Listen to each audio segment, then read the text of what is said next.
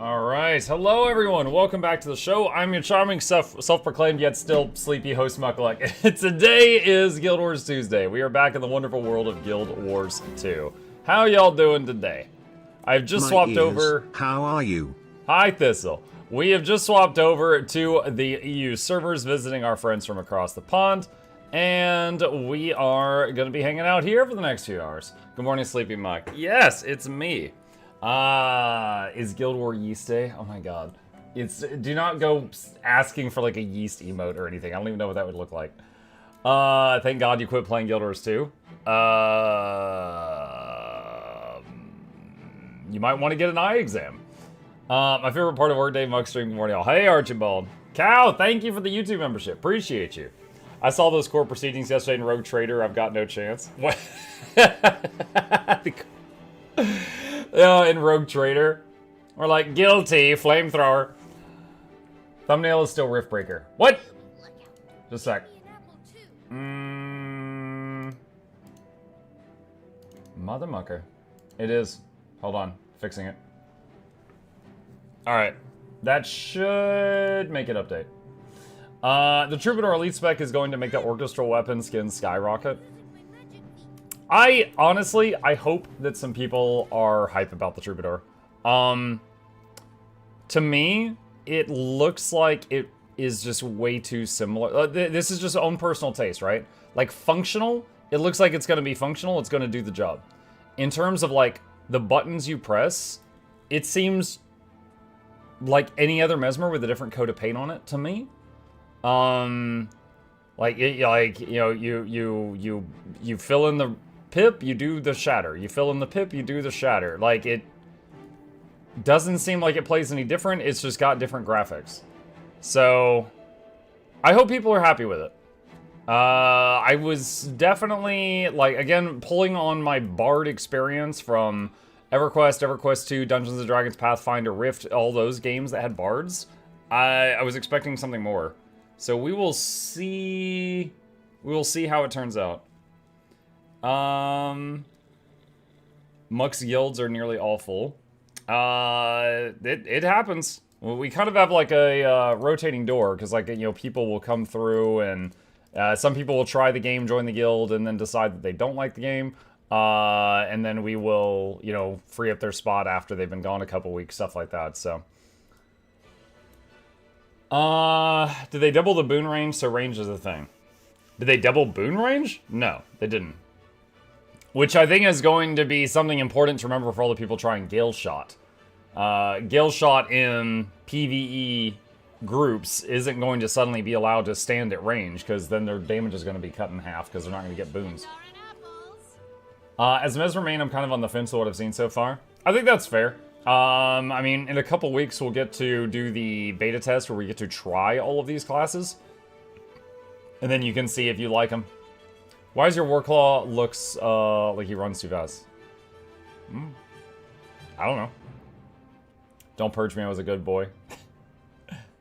Tokizo volunteers his spot as tribute. They do have some time. Do you think there's space for them to fix the Mesmer? I don't think there's anything for them to fix. I think it's design choice, right?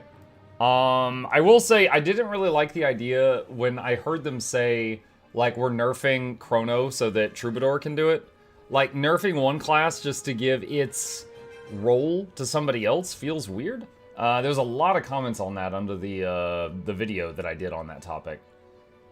So, I'm kind of curious what Chrono's going to look like when they're done beating it up. I'm totally going to try Heal Luminary. I'm curious how it would work. As a support enjoyer, I'm curious how that would work. The main thing is that Heal Luminary, all it's really got is the staff thing, right? Like, you go into Luminary Shroud, you use the staff ability. So it will depend on the strength of that ability. Because if you compare that to, like, Heal Firebrand, you're giving up a lot of buttons. I believe they said before they were tweaking Chrono, not nerfing. Might be wrong, though. Well, I mean, okay, choose the wordage you want. They basically said they're taking stuff away from Chrono so that Bard can have that identity, and Chrono can go back to what it was. And then they never said what it was. So I don't know really what it was before that they're trying to go back to. Like, the main thing I hear about from the players that predate me is stuff like Chrono Jail, which is like, you know, players that were like, you know, playing Chrono and they didn't want to, and then they were like trapped in that for a long time. So I don't know if they're going back to Chrono Jail. I don't know if that's what they're doing. That's the main, let's see. What they mean is Chrono becomes more bursty while Trub is more long-term sustain. What's Virtuoso? Virtuoso's bursty as hell. I'm nervous for what Chrono will feel like with the tweaks after finding my groove. Chrono's crouch so Troubadour can walk. What? There's never going to be any reason to play Troubadour since Chrono is strictly better in every way. Its F4 doesn't give stab, but its F5 so longer cooldown for Chrono and less cooldown for Bard.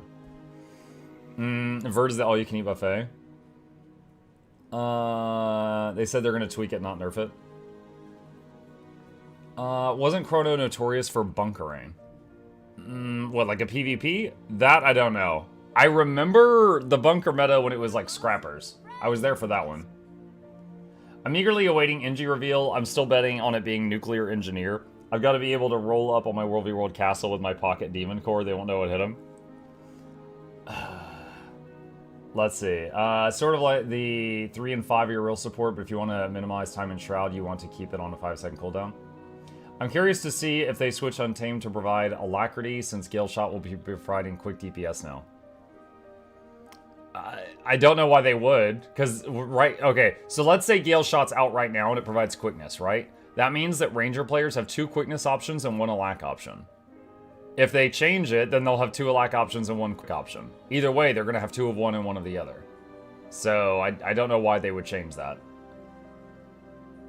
Shifting more of Chrono's power budget away from easy-to-access utility into more damage and flavor would be amazing.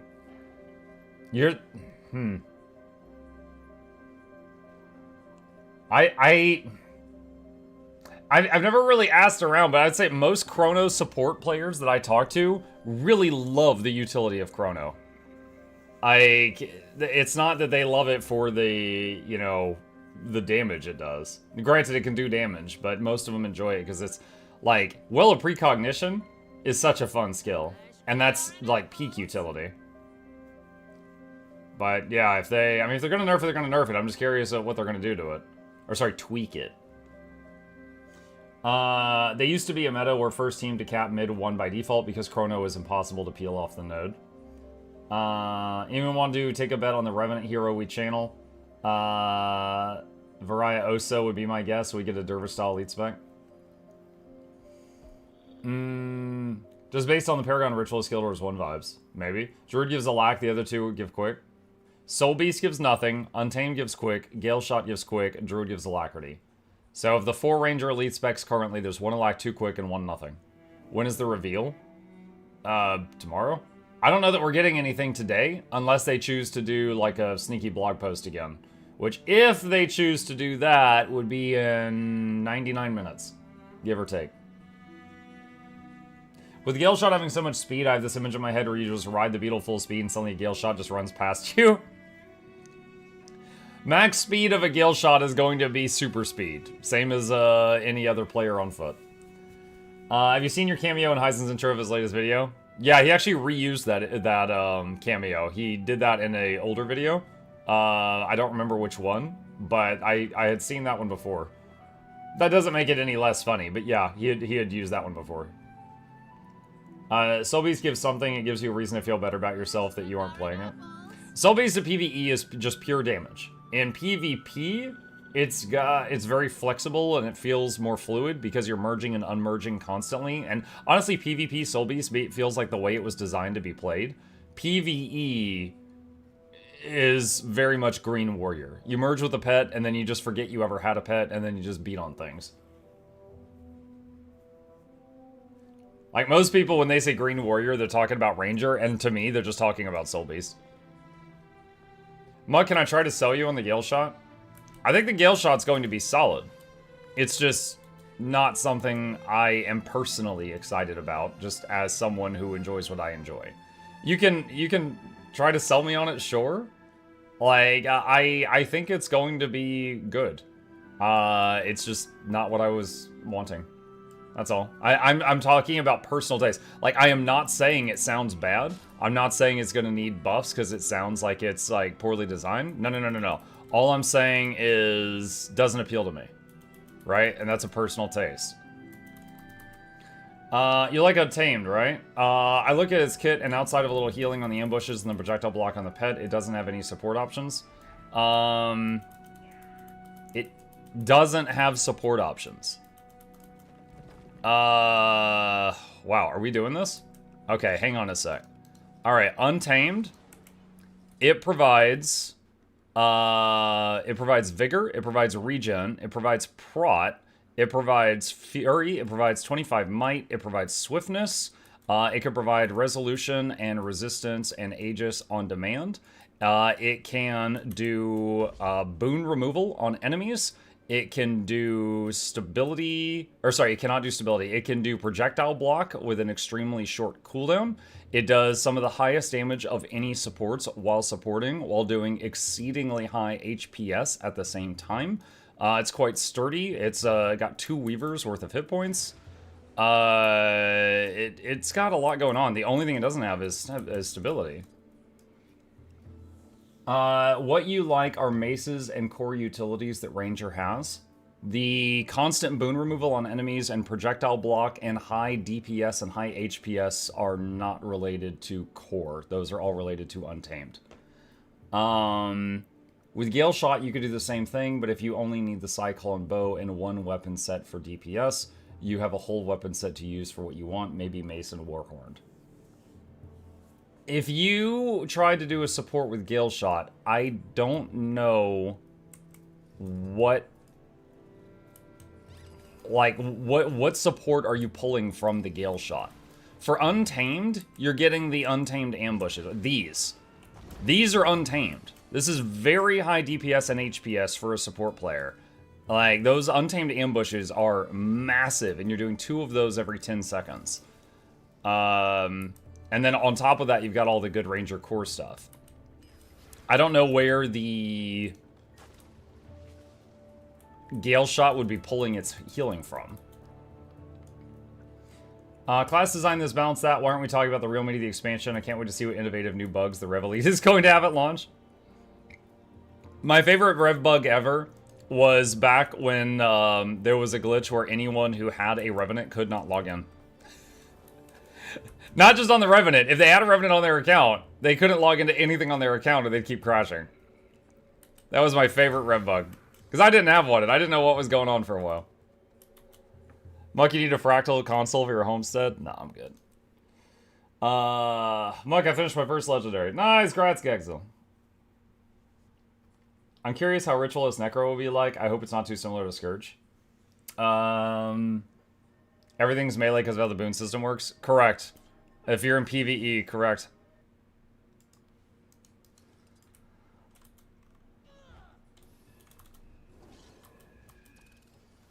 Oh wow, it actually didn't make me wait a minute here like it has been for a while now. Mug, I'm returning after 1 year hiatus and currently catching up on John through Wild's content. Currently a bit struck by how many mastery points are needed. Did you feel the same when playing the content in 3 smaller pieces? No, not really. No. The thing is, like, I guess when you play it in pieces, that gives you a lot of time to just get masteries over time. Like, you see this routine I'm doing right now? Like, when I farmed my homestead, I got some XP, right? So, basically, I just kind of quickly worked toward the masteries I wanted, and then the masteries I didn't care about still slowly filled in a bit each day from just me farming my homestead each day. And I didn't really have to think about it. So all the masteries I didn't really care about, like the stuff related to building up decorations in the homestead, for example, like those just filled in over time without effort. What's your favorite open world ranger build while running around soloing? Quickness Untamed. I felt it was the easiest expansion to get all the mastery points for. Is it easy to get full masteries? Easy in the... Like, it doesn't take a massive amount of effort from you, it just takes time. Like, if you just keep playing the game, it just happens. But if you hate playing the game for some reason, and you're trying to get masteries, then yeah, it feels like work.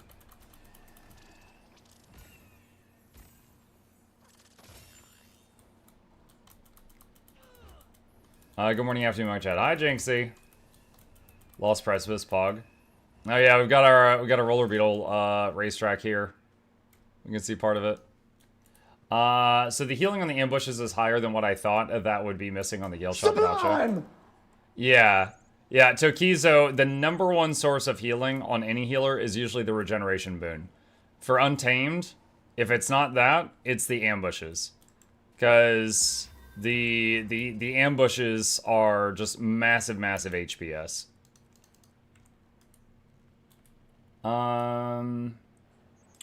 Let's see. Oh, that is the wrong thing.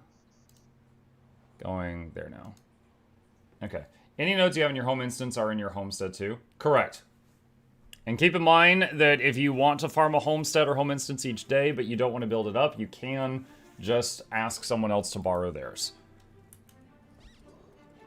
So often I get people like, man, you always say build up your homestead. That takes years to pay yourself off. Man, I'm just like, I said in the video, or use someone else's. The point is that there is an instance with a whole bunch of money just sitting on the ground every day. You can make that instance yourself or just borrow someone else's doorway to get there.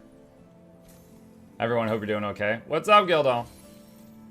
To be fair, that's how we sound. I know. I know how to read text. You're so nasally.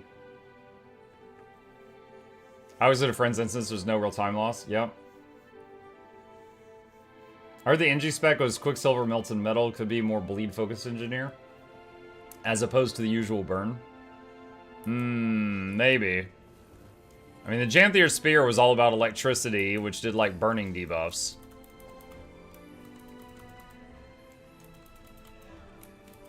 You know, Mechanist was about the giant robot. Hollowsmith was basically Luminary, you make stuff out of light. And Scrapper was about gyros and a big hammer. Can I join a US guild for tier 4 synthesizers? I'm EU, so I joined the healthcare one. If you want to leave the EU one and join the other one, that's fine. Just, you know, do the thing on the Discord.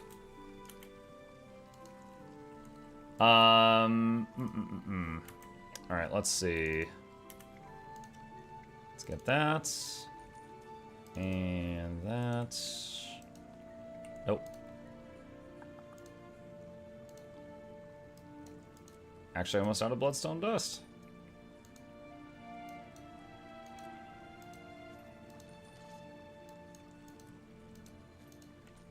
Okay, that's done. Mug, are you trying new builds today? Don't really have any new ones to try at the moment. We'll see what happens. You said you personally weren't satisfied with the new Ranger spec. Out of curiosity, what kind of spec would you have liked to see for Ranger? Something that allows it to play in a new way. So, okay, again, I really want to stress, I'm talking about my own personal likes and dislikes here, okay? Rather than shoot bow better. Like, we literally have short bow, long bow, and then we're going to have longer bow. And it will be a little better than longbow. And the numbers will be a little better, but it will play the same. I would have rather had a new way to play. Untamed, Soul Beast, and Druid were all new ways to play. Gale Shot is shoot bow better. But you already had the bow, it's not new, it's just the like they could have gotten the same result by just making the longbow have better, like, bigger numbers, if they wanted to do that. It could have had the same result. But... so, I don't know. I have seen, like, different fan suggestions that seem kind of cool. Was, like, a Warden, which was more of, like, a frontline tankier type of ranger. One was, like, a Beastmaster that had more exotic, like, either two weaker pets or one stronger, more exotic pet. You know, like a hippo or a rhino or something crazy like that. But just something that would be like a new way of playing. So seeing this, that's just longbow, but it's longer, just doesn't get me hype, and it just makes me want to, you know, play something else this expansion. Like how in End of Dragons, I wasn't really hyped for Untamed. Still wish that they would get rid of the giant green cloud that people complain about. So I played Mechanist for that year. Honestly, agree. I feel like if they wanted to give us a decent ranged weapon, just beef up longbow a bit more to be competitive with the other ranger stuff. Yeah. Lycanthrope. Oh yeah, that's another suggestion I've seen, is something that is more bestial. Like, Soul Beast, but actually, you know, has like some slight transformation of some sort. NG theme is always tied really close to the X-Pac theme. Scrapper's Heart of Thorns, so what the NG can cobble together from the wreck of the Pact Fleet. Hollow is from Path of Fire, themed around light and refraction. Mech is obviously End of Dragons. Honestly, even though I just read you write that, the Heart of Thorns and Path of Fire ones make no sense to me at all. Hollow is Path of Fire themed around light and refraction. Why? Because there's a lot of sun in the desert? Like, what does that have to do with Hollow? Honestly, if I think what Elite Spec and Path of Fire seems kind of like it makes sense for Path of Fire, the only one that jumps to mind is Scourge because it plays with sand.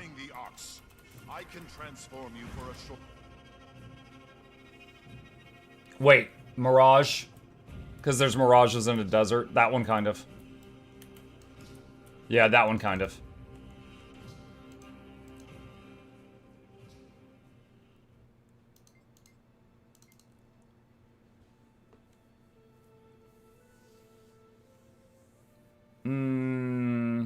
Firebrand at least invokes Tales of the Desert in its skill descriptions.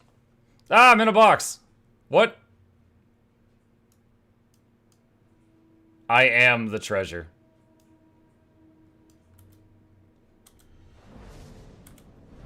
Let me out! Let me out! This is my life now. Okay. We'll come back tomorrow and see if the box moves.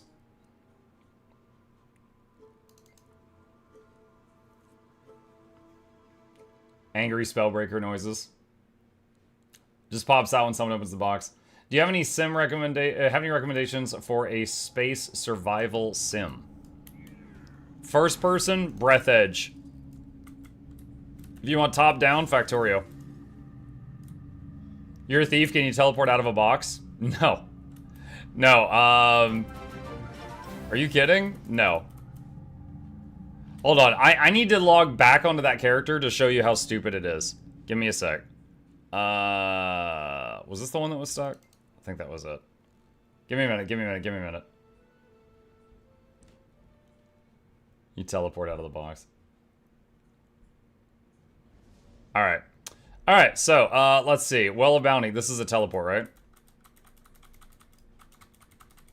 No valid path, no valid path, no valid path, no valid path, no valid path, no valid path, no valid path, no valid path, no valid path, no valid path. Yeah, no. No, no, no, no, no. That never works. It needs line of sight. Oh, it's not just that. Even if the box wasn't there, it doesn't work. On those floating islands, thief teleports don't work at all. If you're anywhere on those floating islands, it'll say no valid path if you try to teleport anywhere. So that whole line of skills just doesn't function there.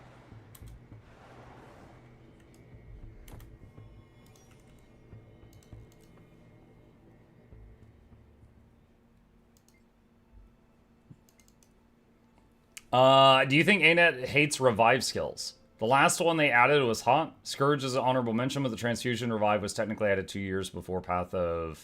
Wait, before POH. POH. Do I think they hate revive skills?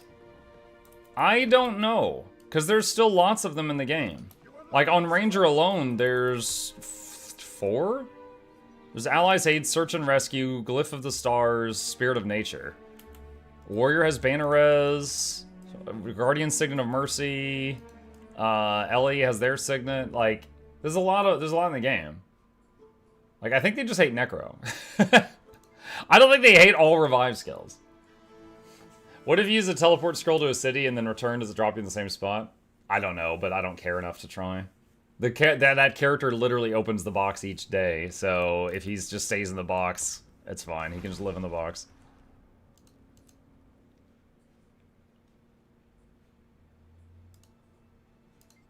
I think that's everything.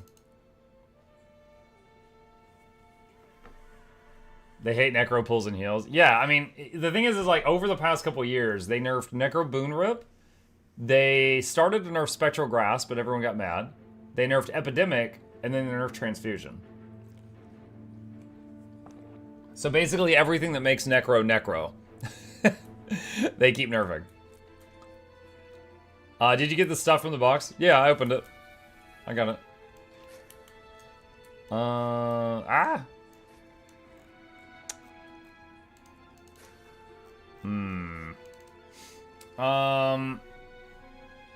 Muck, where's Chip? I haven't seen the Orange Baker in so long.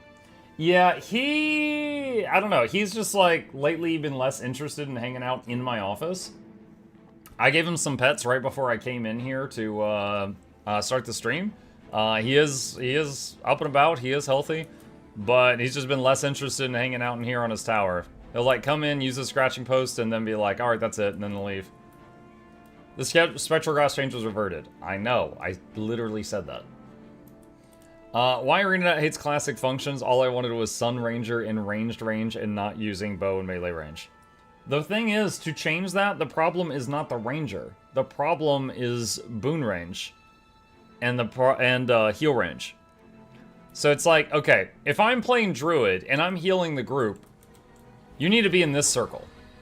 If you're not in this circle, you're not getting heals or buffs. And if you lose all your might stacks, you're doing half the damage you were.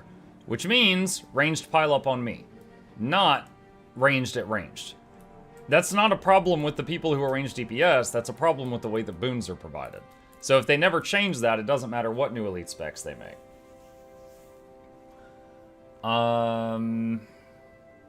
If they want to limit boon rip, fine, but they should at least give them something in return of taking something that powerful away. I mean, they still have boon rip, they just have less of it than they did. They still have epidemic, but it's half as powerful as it was, and it's not often used anymore. Do you think the boon problem is fixable? It depends. So, okay. Let's say that you increase my boon range from this to 10 times this. Okay, let's say 10 times. All right, if you're anywhere on the battlefield in my zip code, my heals can hit you. Would that be bad for gameplay? No, I don't think so. Because there's lots of MMOs where you heal, allies with your spells, and, just instead of them being in range of you, you have to, like, click on them. Now, in this game, I think Spectre's the only one that has to actually click on the ally. Maybe Scepter, Revenant. But everyone else can just, basically they just heal the ground and it hits the allies in that area, essentially. The main issue is going to be, like, the processing power. When I am in Astroform and I'm doing that healing area, it is checking who is in range of me and giving out heals and giving out alacrity every 1 second. So the more people are doing that, the more processing the system's having to do. Now, I don't remember where I read this, so I can't source it, but I do remember at one point somebody said that for every, like, range increment that they increase on skills, that is harder on the servers. Because, like, if you have a spell that does boons in a massive area instead of a small area, it has to check a whole lot more people to see who's supposed to get the boons. I don't know if that's true or not. My solution to that would be, instead of making me give alacrity every 1 second while I'm doing this, just make it to where every 20 seconds it does one very large pulse of alacrity, and that alacrity lasts 30 seconds. That way, if it is a processing power thing, I feel like some changes like that could help with that. So that it's, having to do it less often. Would something like you just target everyone in your group work too, or just too OP? If it could just target everyone in your group with no range limit, that would be very abusable. You could have the healer just stand, like, at the... Okay, like, in the first raid instance of Veil Guardian, you could have the healer just stand at the entrance while everyone else is fighting Veil Guardian, and then the healer heals from there, and then the healer is in no danger whatsoever. Like, So there has to be something to force everyone to at least be involved in the fight. If it is processing power was an issue in 2013, not 2025. Yeah, but, Guild Wars 2 is built on an engine that was set up in, a decade ago. Competitive modes are a problem too, because range is super strong in PvP World v World. I really think they should add Trinity. At this point, it's kind of late. I mean, they kind of have. It's just there are very tanky builds. But sometimes the tanky build is the healer. Just make it so Gundam skill gives stuff to allies in your party in PvE while they're within 2k range. Yeah, I'd be fine with that. Like, I think just one button on a decent cooldown that gives boons on a decent cooldown would be better than I give alacrity and might every 1 second while you're, while I'm healing you, which means I have to reapply like this.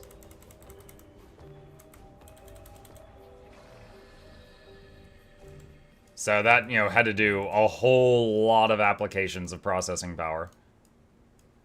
If they do a combination, put a range on it that is bigger, but can only hit people in your group, so you can add the condition to say, I'm only looking at people in my group, and now are they in range?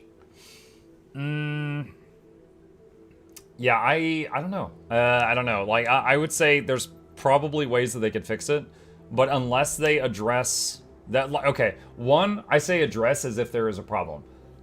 Unless they think that that is a thing that needs to be changed. Because right now we're talking not bugs, we're talking design choice. So if they agree with us that boons should be reworked in that way, I think that a couple of our ideas there would probably be improvements. But it depends if they agree that the boons need to be reworked in the way that we said. Let's see. Wait, what was the question from Tutu? Does Guild Wars 2 have something like WoW Bloodlust or Heroism? It has something stronger. Ghost 7883 raided my stream with 3 viewers. Hi, Ghost. Thank you. Appreciate you. So, let me see here. Hang on. So, for those that don't know, all right. If any of this is out of date, let me know. My WoW knowledge is 10 years old.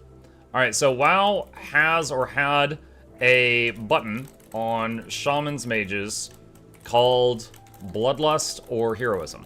Okay? 10-minute cooldown. If you got hit by it, you got a 10-minute debuff. This is because when it first came out, there was no debuff, so you would just have one Shaman do it, then another Shaman do it, then another Shaman do it, and that was broken, so they added a debuff. Gives plus 30% attack speed, cast speed for, I don't know, it was like 45 seconds or something? For 45 seconds. I'm least knowledgeable, or I'm least confident in that last bit, the time.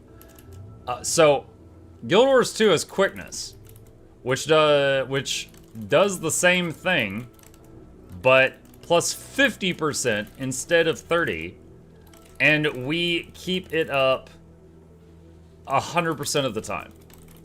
So basically, we are really addicted to drugs. And if they take our drugs away, we're going to be very upset. That's how it is right now. So, like, our perma buff is... someone tell me one or two quick. Wait, what? Our perma buff is essentially, like, what WoW uses as an emergency button, but we have it all the time.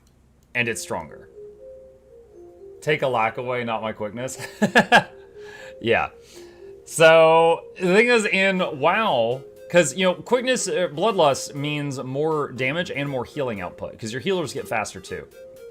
So, if the boss had a really, really tough phase, you save quickness for that phase. Some boss fights, you might Bloodlust right at the start of the fight, because the fight might be about 10 minutes long, and then you could do it one more time right at the end when things are getting crazy. Quickness did not exist at launch, did it? No. I believe it was added in Heart of Thorns, which I wasn't an active player at that time. Let's see. Bloodlust is a 5-minute cooldown. Well, I did say I welcome correction because my knowledge was 10 years old on Bloodlust. So, it's 5 minutes now. Let's see. Just scroll through TikTok. Some guy was saying, trash with Guild Wars 2, saying you have to spend real money to do anything. Nope, not true. Thousands of viewers just nodding along while the guy hands out wrong information. The problem on TikTok is if you try to reply like, hey, that's actually not accurate, your message just goes neom and just gets buried, and no one sees it. So it just becomes a echo chamber sort of in the comment section. Hello, Mr. Muck. I recently obtained the legendary relic, and in so, what would you recommend for Druid to lack heal? Also, relic UI is awful, have to say it. Most common support relic used by folks is Monk, which is this one right here. There's a few supports that use something else, but I would say most supports enjoy using Relic of the Monk.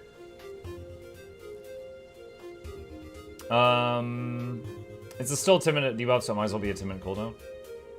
So, the reason it's a 5-minute cooldown is if you die, you lose the debuff. So, let's say you're fighting the boss, you use Bloodlust, you guys wipe, and you respawn, you lose the debuff, so you have it available to, you know, try it again. Quickness was on release, it was 100% attack speed, then later they made it 50% and it made it a boon. Got it, okay. Is it true that Guild Wars 2 is just about getting cosmetics, or is that a meme I fell for? New Hex, I'll tell you why people joke about that. It's kind of a joke, but I'll tell you the reason. Hang on a sec, this is getting really loud. Okay, in Guild Wars 2, it is really, really easy to get to max level, and also to start getting end-game gear. And then, what do? Because unlike many other MMOs, they don't keep raising the max level and adding a new, you know, they don't keep making your old gear irrelevant and adding new gear with bigger numbers. They don't do that here. So, you get max gear, your gear is max forever. What do? You have fun. For some people, that's, you know, I want to clear every raid boss in the game, or I want to do raid challenge modes, I want to do fractals, I want to do strikes, I want to do dungeons, I want to do PvP, I want to do world versus world, and some people say, I want to look good. And they just care about fashion, which is where the joke for Fashion Wars comes from. Because when you already have all the endgame gear, and you're already max level, what do you spend your money on? Rare stuff. There are skins that are quite rare. So you might, you know, try to work toward getting this stuff. Because, like, you know, you could just use any staff that is, you know, max level for your staff. However, if you are using this one, people know you killed Satan. This drops from Doom, who's currently one of the gods of the underworld in the game. It's a staff. It has the same stats as any other max level staff, but you can only get this skin for the staff if you beat Doom. So this is prestige. You know, this just shows off like, hey, I did this, right? So there is, and I know there's a bit of that in other MMOs as well, but I'm giving you a full answer to your question. So yeah, after you get the max gear and max level, which doesn't take long, you can work toward getting stuff that you just think looks oh so sweet. We must be grinding higher levels all the time. Yeah. Let's see. Hey man, thanks for the in-depth explanation. That actually sounds like a pretty cool system. I'm glad it was a adequate explanation. Yeah, I played WoW for about 10 years, and it, you know, has what most of us call the gear treadmill. Because, like, you know, you get max gear, then they add a new level of gear, and then you get that max gear, then they add a new level of gear, yada, yada, yada. Actually, I did that for a long time. After playing this, like, I couldn't go back. I could not go back. That's the correct way to design a game. I'm glad WoW is showing its age. People get sick of vertical progression. WoW is still a solid game. I think if it wasn't, they could not still do, like, you know, monthly subscription and stuff like that. But I'm very, very happy in Guild Wars 2 these days. Muck confirmed, your only thing left in Guild Wars 2 is to max this fishing. Blech. True MMO mastery is being willing to sacrifice DPS for fashion, likely not required for Guild Wars 2. Big muscular char with pink dress and wings is peak performance. I may be attempting the legendary World v World armor. It's the easiest for me in schedule, so I could just keep at it as long as I want. Yeah. Monk, Caracosa relic. Most healers use that or some Boon relic. Monk is quite rare nowadays. So, okay, so many of the newer healers fail at providing a boon, right? So, like, if the healer that we're talking about, for example, is unable to keep up swiftness, then they might use Relic of Phoebe, which gives swiftness to your team. If the relic, the healer we're talking about is having a really hard time keeping up Fury or Might, Relic of the Midnight King helps with Fury and Might. Healers that are complete packages and don't have holes in their build are often using Monk because it just increases healing output. So, like, Scourge, if, you know, can struggle with, like, Might and Fury, depending on the build. Or I say Scourge, sorry, Necro support builds. There's quite a few of them. Or Swiftness, things like that. So, you know, the Relic can fill a hole in your, boons, if there is one. Relic of Phoebe, I prefer Relic of Chandler. Oh, God, I understand that reference. No Ascended gear is strongest in the game. What is the best gear in the game that's not exotic? Well, yeah, it's... Ascended gear is the best stats in game. Legendary has the same stats as Ascended, but it has more quality of life because you can change it to be different builds at any time. But Ascended / Legendary is the top numbers. Exotic is right below that, and Exotic you could buy off the trading post. So you could literally, like, start a new character, get to max level, fill in some pieces with Exotic, and go raiding if you want. Will you read the interview from Buffed, or only if we get other news today in 1 hour? What interview from Buffed?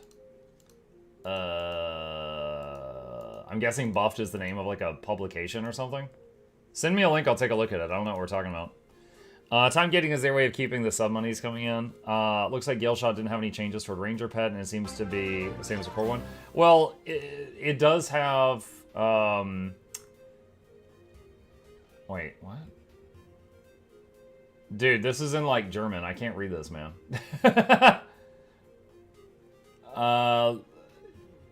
What is it? Seit Jahren Kratzen Sieg.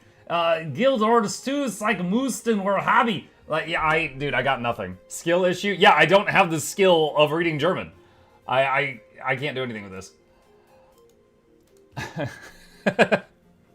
Mark, what's the best at Ranger CC skill? Is it Spike Trap?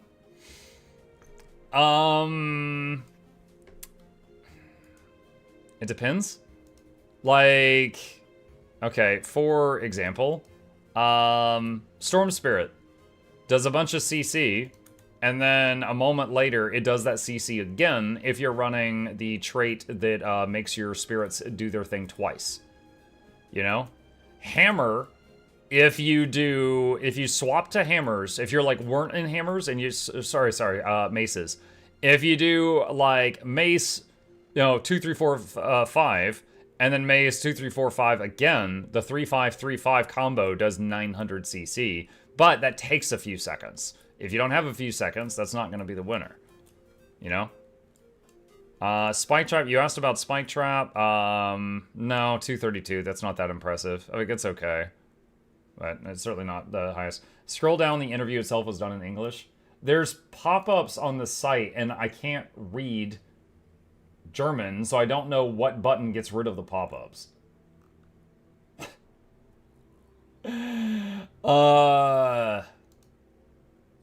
The left one. Impress 'em. Alright, I'm clicking Impress 'em.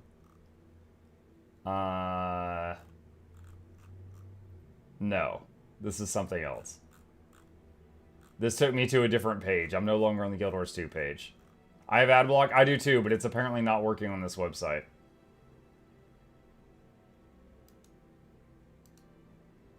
Brave browser for free and open source security and ad blocking. Okay, thank you, Brave ad.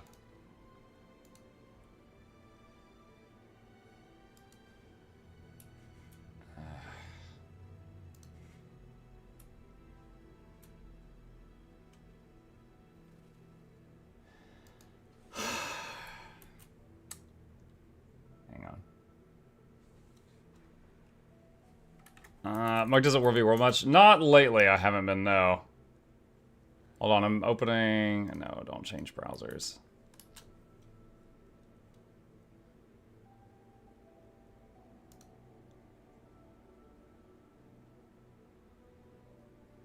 Where... Hold on, I'm trying to open this as another browser to see if I get...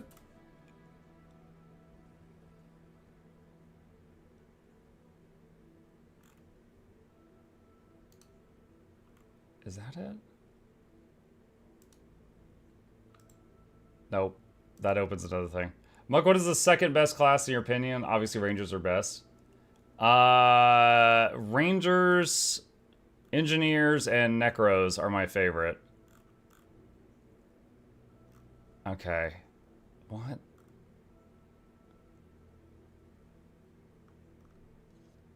Dude, you couldn't just send me a link in English. I need to turn my fan on. This is getting me hot and bothered.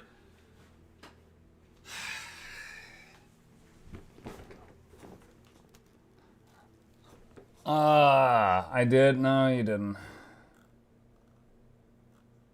Okay.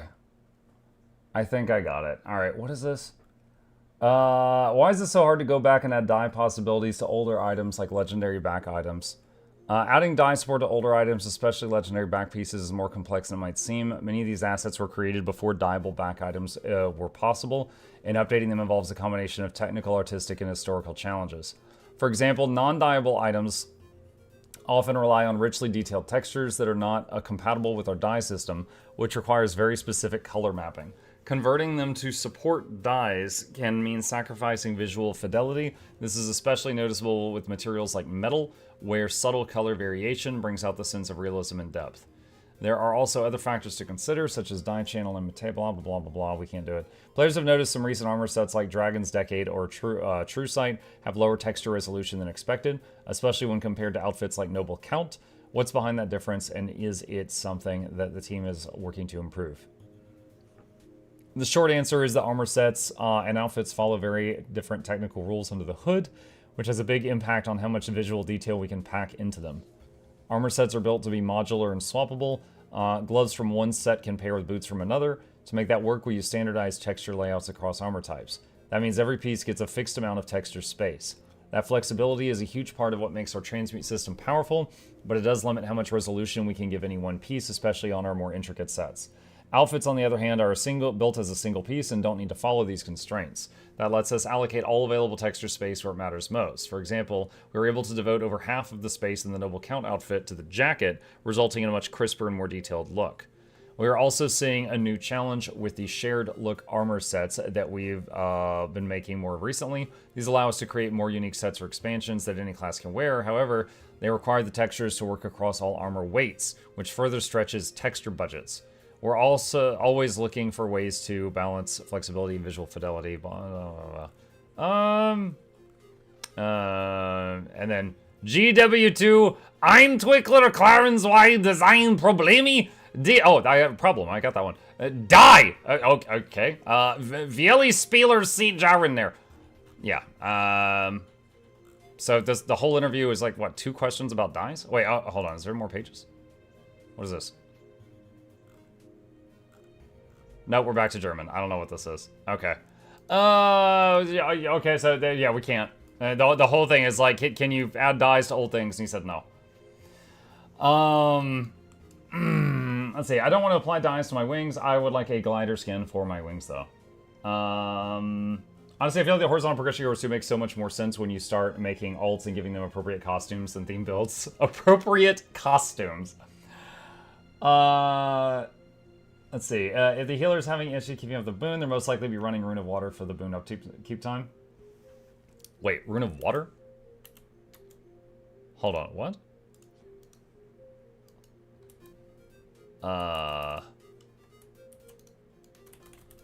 Water is just Boon duration? No, I mean, most healers run 100% Boon duration. And yeah, you can get it from water, or you can get it from other stuff. Concentration stats, you can get that on like Givers or Minstrels or Harrier's gear or Monk runes or Water runes. Yeah, but there's sometimes traits, like Druid gets some concentration from, gotta find it here. Right here, I get 240 concentration from that. So, but yeah, almost every healer will run 100% concentration, some from food buff. So yeah, you can get some of that from Rune of Water, but I would say it's not true that they all run that.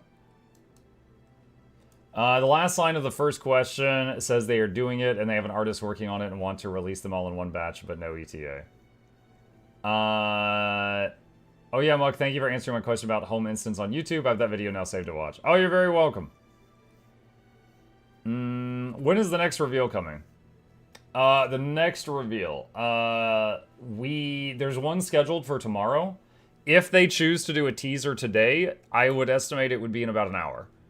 But I don't know if they're going to do it today. But they did say they're going to do a blog post every Wednesday for 3 Wednesdays, which we're coming up on that. That's tomorrow. And they're doing the detailed stream thing each Friday for 3 Fridays. So that's a few days away. Okay. Dice for backpacks, no. Swap dominant hand, yes. That would be good. Imagine losing PvP and be like, you know what? I'm not left-handed. Swap your weapon. They're like, no! My name is Inigo Montoya. You killed my father. Prepare to die. Really hope the NG spec is Quicksilver or Mercury base. If it is, you need to use the Juggernaut. The hammer that covers you in Quicksilver or Mercury. Oh, I didn't even read the rest of your statement. My Juggernaut would be the perfect weapon for it. There you go. Great minds. I don't have Janthier, but I know there is Homestead. Does it have everything for base game home? Yes. Yeah, the Homestead will have everything in it that your home instance had in it, plus a few other things. Yes. Air Nomad says, not having high hopes for Thief of Leaf spec. Have a feeling it's going to be corny. I would say wait till we find out more. Because, yeah, we do not know what the... We know it's the Antiquary. We don't know what it's supposed to do. That is... You know what? Hang on a second. Where's my scribbles? Okay. So we've got... What have we got so far? There's Warrior, Guardian, Revenant, and then Engineer, Thief... Wait, why did it pre-fill that? Don't do that. Ranger, and Elementalist, Necromancer, Mesmer, right? So this is Troubadour. Necromancer is 99% Ritualist. Elementalist is Evoker. Ranger is Gale Shot. Thief is Antiquary. Engineer, don't know. Revenant, don't know. Guardian, Luminary, Warrior, 99% chance it's Paragon. I believe that's what we know so far. And judging by the remaining class icons, I think Engineer is the little dot with the 2 lines swirling around it, which might be an atom. It could be something else entirely, though. And Revenant is the thing that looked like a jaw shield faceplate thing. Not really sure what they're doing. They've already... I'm trying to think of a legend that could be, and I don't know. But then again, if you look at the Vindicator symbol, and then, yeah, that's supposed to be the Alliance stance, like, definitely don't see that in the symbol anywhere. Morning, Monk, morning, chat, it's my birthday. Happy birthday, New Gaming! The dot with swirly thing looks like a transmutation charge, just saying.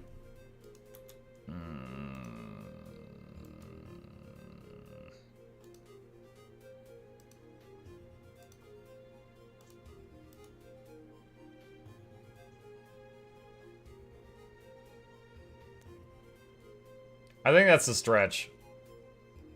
If Engineer gets a new build called the Fashionista and all they get is free transmutes, I feel like that. I feel like that's not a good deal. I think that's gonna suddenly make Gale Shot look better.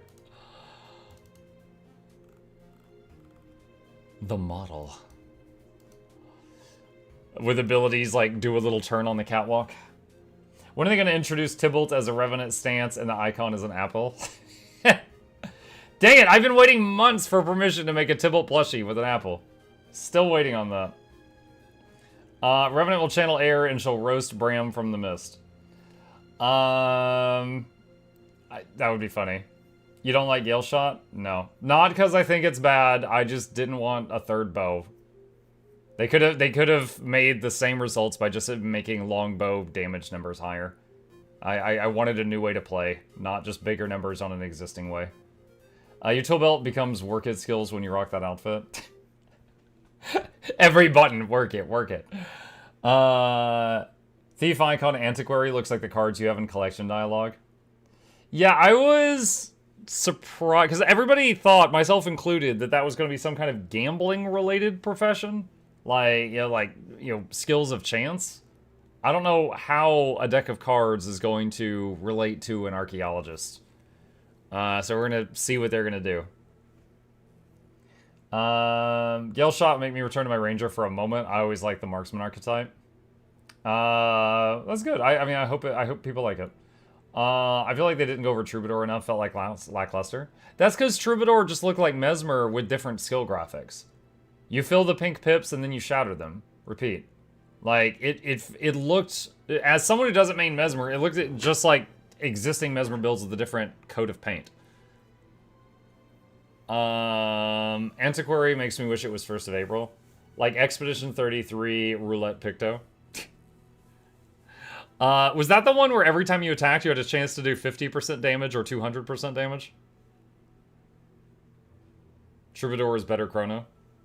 I'm confused on how the G shot works. Does it let you temporarily summon a bow when you don't have one equipped? Yeah. So basically, you've got your weapon set 1, weapon set 2, and then also a button that summons the Gale bow in your hand. So you effectively have 3 weapons. Which, if they're going to do that, go back to Bladesworn and give them an additional weapon. Why does Bladesworn have to give up a weapon in order to get the Gun Saber, but Gale Shot does not? Will Antiquary just be wannabe engineers? They pull out artifacts that they've stolen? I think Harbinger is wannabe engineers. They pulled out alchemy and drugs and guns. Do you think 4 lead specs are too many? Is the competition already too big? Think Alack Chrono versus Alack Troubadour. I mean, they said they were making tweaks to Chrono to allow Troubadour to have its own role. I'm kind of worried about Chrono because of that. As far as too many, I think as long as they're distinct, it's fine. Could the Antiquary be like Firebrand, where they read scriptures of the past? I don't know. I don't know. When are we going to get multi-elite spec? I'm ready. Bladesworn was the beta version for Galesworn. Well, I'm just saying, even as a non-warrior main, it feels weird that it is like that. Why does Bladesworn lose a weapon? Because screw them, why not? I think Antiquary will steal from ground new steal abilities. Strange they gave Ranger another quick DPS and not an actual Alack DPS. Yeah. Every lead spec release, they nerf the existing specs to sell the expansion. Nothing new.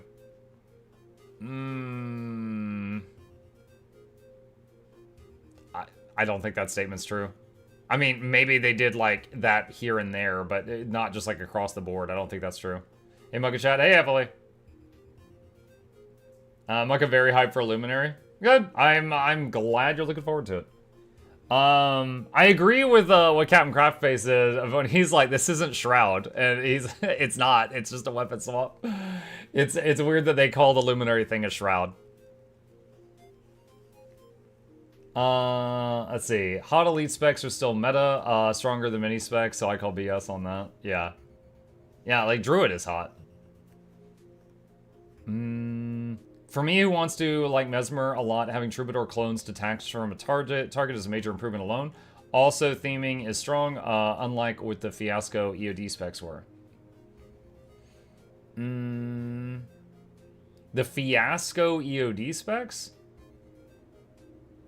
I mean, Mechanist theme was pretty strong. It was a giant mech. If Rev have another spec with boons and support, dang, 4 in a row. There needs to be a Shroud alignment chart at this point. I highly doubt Rev will get any Guild Wars 2 living people. It would be awkward as you can get it as soon as you're 80, and in the stream they said Rev is summoning things from Guild Wars 1, that's why Troubadour can use things from Guild Wars 2. Which Ranger class generates Yeast? Oh my god, the Yeast. I still think Revenant is going to be Ritualist and not Necro, as its channeling spirits is kind of... No. They showed art of a Asura with green coloring doing a Ritualist summon in Ritualist gear. And every time they show a new Necro class and they show the official artwork, it's an Asura with green tones, which is what they showed. Revenant is different. Hey, hang on, I'll show you. Hold on. Alright. Okay, so this is base Revenant artwork. And let's see. Herald is this one. Is that the guy kneeling? Renegade is this guy shooting. And Vindicator is this guy stabbing the ground. But if we go to Necromancer, alright, Asura, green. Scourge, Asura, green. Reapers, Asura, green. And Harbinger, Asura, green. And then the Ritualist art. Hang on a second, I'm just gonna find it. It's right here. Let's see, open image, a new tab. Alright, this is a low quality freaking picture, but it's the first one that came up on Google. Asura, green. Ritualist gear, Ritualist equipment, and then there's the spirit behind him. Is there a higher one? Higher res picture? Okay, here's one from a Kroof thumbnail. Anyway, yeah. That's it. And same with this guy. This guy, we're all 99% sure that this is Warrior, because the Warrior art always has this tall, bronze-skinned guy. I don't know if he's a human or a Norn, and with a yellow coloring behind it. It may just be me, but I'm still annoyed that their teaser had the Luminary as human, but background is around Shar. Mesmer was human, but background is Sylvari. Yeah, that was really weird. And a lot of people friggin'... I jumped on me in the comment section of that, because I was like, why didn't they have a Sylvari show the Bard? And they're like, because the Bard... And then they use the artwork argument on me, and I'm like, no, that's only the artwork. That doesn't apply to anything else. Like... Hold on a sec. I'm going to show you something. Okay. All of the artwork for Ranger is a female Sylvari, okay? There's one. There's one. There's one, okay? However, when they did the trailer for Untamed, they showed an Asura Ranger. So the characters that they use for trailers in this game are not, like, you know, correlated with the artwork. That's that's a separate thing. So they've got a long history of using just whatever they want in the trailers. So, like, the artwork is a separate deal. In fact, the only class of the 9 classes where there's not a consistent character across all of its artworks is the Revenant. I don't know why. Revenant has multiple dudes for its artworks. They had to appeal to the Mutt gaze. Bit hard to do Gale Shot as a Tengu. True. But no one was really, you know, mentioning Tengu for that. They were talking about how the backstory for Troubadour was a traveling Sylvari, but then they showed a human. And then the backstory for the Luminary was the Flame and, was it Iron Legions? Combined their powers to make a new Guardian build. And then it showed a human Guardian, which has been killing Char for years. How was the Gale Shot Elite Spec video? I haven't gotten to watch it yet. It was alright. A lot of people that wanted to play archers were really excited about it. Mochi, thank you for the prime. Mike, how much CC does Technobabble do? 300. 300 immediately.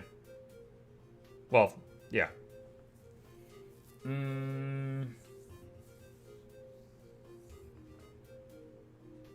Best Ranger CC skill? As a Druid, quick drawing 3 to use it twice in a row is 450 total, for Druid form. You get 300 from Glyph of Equality, that's instant. Often will bring CC pets. The Electric Wyvern and the Rock Gazelle each have 2 CC moves that do, like, this does 232, this does 232. If you're using the Rock Gazelle, this does 232, this does 200. So, you know, each of those pets has over 400 CC ready to go. Warhorn 5 is 200, it's near instant. Mace 3 is 250. So, unlike, let's say, Mesmer, which has, like, you know, Moa Signet, which is just one click and it's just a massive, massive amount of CC. We have a lot of kind of medium-sized CCs. and we can just, like, chain a bunch of them together as needed. What pets? The top 2 pets for CC is the Electric Wyvern and the Rock Gazelle. Each of them have 2 CC skills that are over 200 CC each. Is the teleport to friend gadget worth to buy? It depends. Do you have friends? I haven't bought it because I don't have enough friends, so I don't teleport to people that often. So the rare time that I teleport to folks, the TP to friends that, like, I have 63 TP to friends right now, just from the free ones I get over time playing the game. So the rare time I need one, I've got one. But if you have the TP to friend infinite gadget, you can use it. What is the cooldown on it? Someone in chat tell me what the cooldown is on it. But you can use it infinitely, but it has a cooldown. Hey, look, it's the tree of birds. People saying, okay, one person said 5 minutes, a lot said 10. We're not your friends, Muck. Ah, someday. Someday I will earn your friendship. I use the TP to friend all the time for getting to metas or JPs. If you like to jump to people in LFG, it's worth it. Didn't also one of the pets do a field where you could do more CC in it? That's also Electric Wyvern. The Electric Wyvern, one of the 2 CC skills it does, leaves an electric field on the ground. And a lot of things, a lot of finishers in an electric field will do more CC. If I ever exhaust my temp TP to friend, down to about 25 or less, I'll get the gadget. Muck, did you get your name from the Pokemon Muck? I did not. And I actually have a video on that, because I get asked that question a lot. So here's a link to that if you need it. Where did I get my name? People be like, you like Pokemon? Are you an Eskimo? Do you like shoes? It's like, yes, but no. Okay. I'll buy these when I use up my free ones. There you go. Muckbrain Mucklux one day. Working on it. Let's see.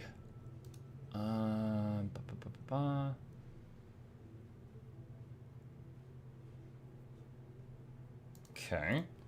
Name of TP to friend is misleading, though. You can't TP to just anyone in your friends list. It's anyone in your party. Yeah. I played Guild Wars 2 on release, and I have tried it numerous times since, and never even got to level 80. Yesterday, I got to my first character to level 80, and I'm in love with the game. Can't even understand why I turned it down all this time. It's so good. Enemies, I had a similar situation. I played the game at launch, got to 80, got to Ore, got bored, left, came back after Path of Fire, and I haven't been able to put it down since. And I can't really put my finger on what changed since then. Like, obviously there was, like, mounts and stuff added to the game, but that's not what keeps me. I don't know what it is that keeps me, but it's something changed for the better a lot since then, since the launch of the game. Morning, Mug Chat. Hey, Purple. Sometimes it's just the timing for when a game hooks you. I mean, they did a lot of little tweaks, too. Do build loadouts also change pets? Yes. So, like, here I've got the Hawk, and if I change loadout, now I've got the Jungle Stalker. Change loadout again, now it's a pig. Yes. It does change pets. The game gave Muck the possibility to satisfy streaming addiction. I mean, I was streaming before my return to Guild Wars 2. Like, oh, neighbors mowing their lawn. It's bad. I don't recommend it. But like, if you go back to like the old section of my main YouTube channel, during the time when I had like 2 viewers and I was uploading all my stream VODs to YouTube for some stupid reason, you could see when I was like, I'm gonna try Guild Wars 2 again. And I had been playing Grim Dawn. Was the game that I streamed the most before this one. Pistol Unload Deadeye used staff as second weapon. What fractal was released after Cantha looking one? I left in the middle of Soto. Are they hard? The Cantha one was Sunquaw Peak. After that was Silent Surf. And after that was Lonely Tower. That one was Soto. Silent Surf, I think Silent Surf was at the end of Dragons. And then Lonely Tower was definitely Soto. It had Cryptus in it. And as far as are they difficult, they're on the challenging side. If you're comparing them to a normal fractal, they're more challenging. But I do have guides on them if you need it. You forgot the bear fractal? Oh, yeah, Kinfall. Yeah. Kinfall. Sorry, I was looking at the bottom of the list. Kinfall was added in Janthier, and Kinfall's very easy. Mike, I haven't played since Path of Fire, and I'm working through the living stories from mastery points. Is there any in Icebrood Saga and Onward that are more valuable than others? Icebrood Saga and Onward valuable mastery points.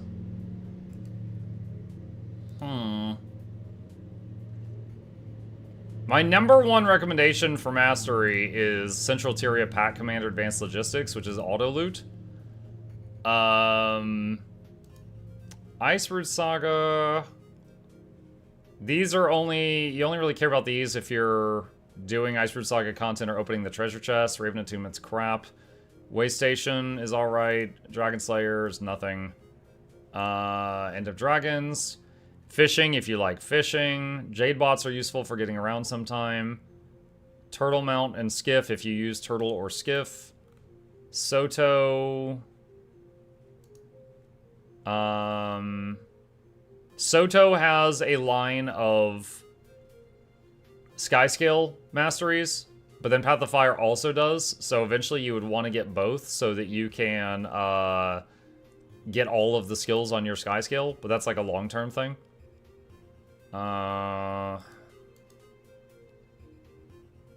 This is for legendary open world armor. Obsidian armor crafting under Astral Ward. It's really nothing interesting. Janthier, this is the Warclaw makeover, which is really good. For many people, this makes Warclaw like one of the best mounts in the game for getting around. Lowland Coden, the first thing gives you access to spears for your entire account as a land weapon.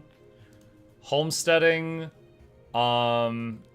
most of this is for decorations. If you just want to have the homestead for just getting like the income, you don't have to get all of these.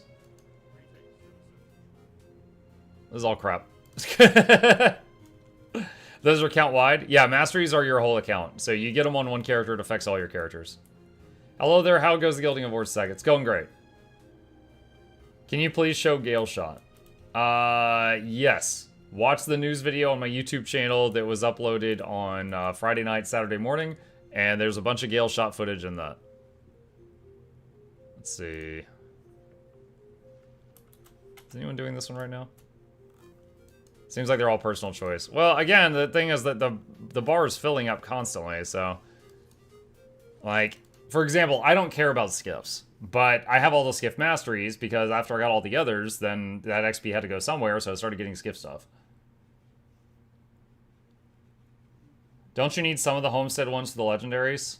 For some legendaries, yeah, there are supplies you need to get from merchants in your homestead. Yes, ma'am. Let's see if anyone's doing this right now. Meta. Nope. Looks like it's too late for that.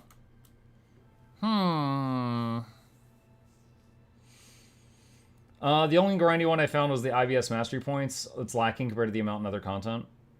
Yeah, IBS, I got a lot of my mastery points for doing strikes. For sure.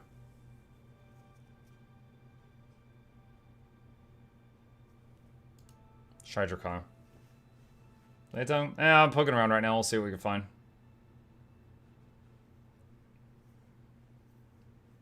Will Dual Dagger Daredevil work for open world? If so, what relic is best for it? Don't know. It's been a long time since I played Daredevil. I'll have to hope someone in chat can answer that one. Most people I know that play open world Thief just do pistol, pistol, unload. Bang, bang, bang. Let's see. IBS.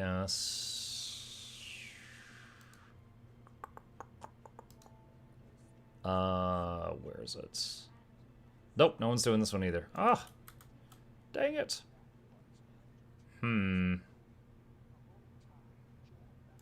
Guess say tongue it is. Are you currently on NA or EU? I'm on EU. This is an EU stream. One invite to 20% Dracar. No, it's fine. Just looking for something to hit. Isn't it supply something for auto loot? For auto loot, you want Central Tyria, Pack Commander, Advanced Logistics. You now have the option to have loot from creatures you defeat be deposited automatically into your inventory. That's it. Will you be going over the elite specs if they're revealed today? Yeah. If there is any teaser or anything, it's going to be in 30 minutes, but they said that the big blog post is tomorrow, Wednesday, and that the stream would be Friday. That inventory is majestic. I got room. When do most people do the hot to rear meta? The hot to rear meta happens every 2 hours. And some people, like, that one's very profitable, and that one, unlike many, you can do every 2 hours, and you don't have to, like, you know, do it once, wait a day, do it again. So that one's very popular. Do you think I should wait to purchase Janthier before the next DLC for a discount? Janthier, okay, the most recent Guild Wars 2 sale had Janthier slightly discounted in it. Keep in mind it's less than a year old. Or it's like right out a year. So this is the first time they've done a sale less than a year after the launch of one of their expansions. So it did just have a minor sale recently, but it was like $5 or $10 off. It was pretty you know, small sale. Hi, my Kai stream. Hi! What's her name? Hi, Amaterasu. I loved you in Naruto. Won't there be a sale on the Gorsu anniversary? Probably. Or Black Friday. You can farm chalk every 2 hours. No, you can farm Tarir every 2 hours. The City of Gold. Chalk is Tangled Depths. Different zone. What 3 specs are you guessing we get tomorrow? I don't know. I was wrong on the last guess. The last guess, they had that teaser where they showed the Antiquary, the Evoker, and the Troubadour. But then the next day, they released info on the Troubadour and the Luminary and the Gale Shot. So I was like, oh, okay, well, I was completely wrong on what we were about to see. What's a Troubadour? It's a fancy word for bard. Troubadour, bard, musician, entertainer, dirge. Same name, different word for bard in different video games. How long do you think Guild Wars 2 will be maintained? Good long while. This is still the #1 source of income for Arena Nets. And for example, Guild Wars 1 just turned 20 years old, and they still keep those servers on, even though they don't update them much these days. So at the very least, like, okay, let's pretend that they're like, okay, the story of Guild Wars 2 is done, we're not going to update it anymore, but they just leave the servers on. They would still make income off of all the work they've already done just by leaving it turned on for a very long time. So I don't see any risk of it getting turned off anytime soon. A dirge is a sad song. Yeah, there in EverQuest 2, there were 2 classes of bard. Well, you would start as a bard, and then you could basically elite spec into Troubadour or Dirge. Dirge was focused more on offensive songs that debuff the enemy and hurt them, and Troubadour was focused more on beneficial songs that buffed your allies. Minstrel is also a word for bard. Yup, it is. If they put Guild Wars in a container, they could run it alongside other stuff. Virtualization would be cool. If there will be a Guild 3, I hope Char will stay playable. Let's see. I think if Stop Killing Games succeeds, they will release source code after another 15 years. Hey guys, there's no method for getting alt slots other than Gem Store, right? Nicholas, each time you buy an expansion, you typically will get an alt slot with the expansion. But if you just want a bunch of alt slots right now, then Gem Store, yeah.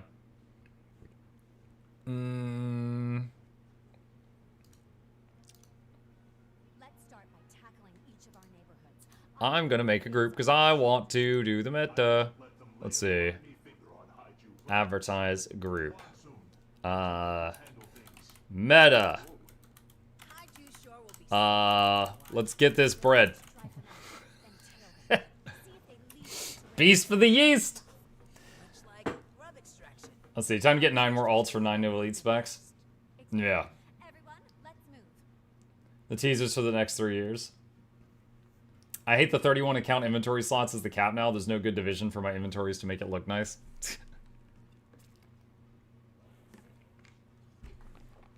Cheers, I somehow got a level 80 boost, but no eligible characters, so it's taking up my shared inventory slot. So Nicholas, two things. One, you get a level 80 boost every time you pre-order a new expansion. You might have gotten it from that. Two, you also get that slot that you just mentioned that has the boost in it. Three, if you just want to use it up, you can simply use it on your max level character just to get the items, and it will get rid of the thing out of your bag. And it's an option, but of course that just, burns it.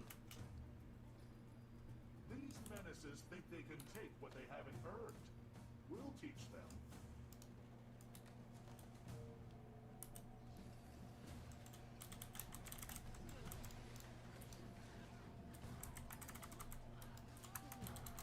I guess I can turn this back up a little bit. I turned that down earlier while I was talking. You can use them on max characters. Yeah, if you do that, it just gives you, like, the item rewards. And then you can choose what you do with them. You don't have to use them on, like, a brand new character. Look at the betas, I can use my legendary gear, right? Yeah. In the past, whenever they would do a beta where you could try out the classes, what they do is they take a snapshot of your bank. So if you don't have legendary gear, then what you want to do is the night before, you put your best gear in your bank. And then they start the beta, and in the beta, you make separate beta characters. They're still on these servers, but their bank is not connected to your bank. It's just a snapshot of your bank from the day before. So then you put on whatever gear you want to use.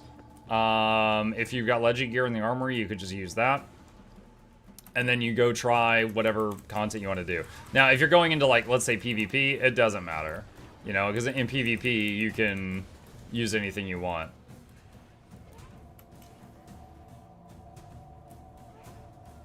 Where you get the name of the place on screen? Regions of Tyria. It is a mod in Bloodshot. Exclamation ROT if you want a guide on setting it up. It's so quiet. I have every prof 2 to 3 times the 80 now. I only make new characters to park them at JP treasure chest farm spots.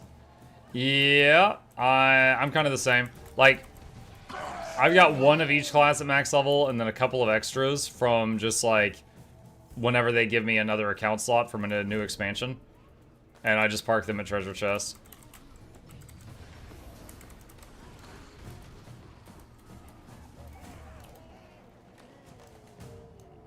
Do we have enough people to... We definitely had a lot more people go to the middle lane with me than go to the sides. Hopefully the sides are okay.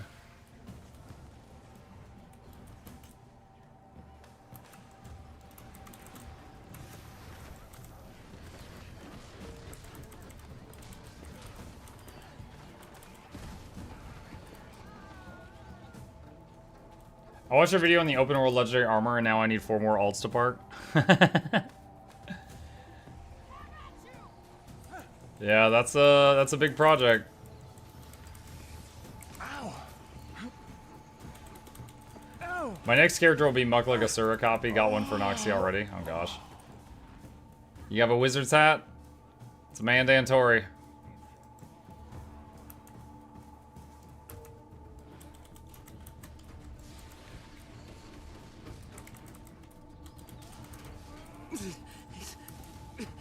Tick.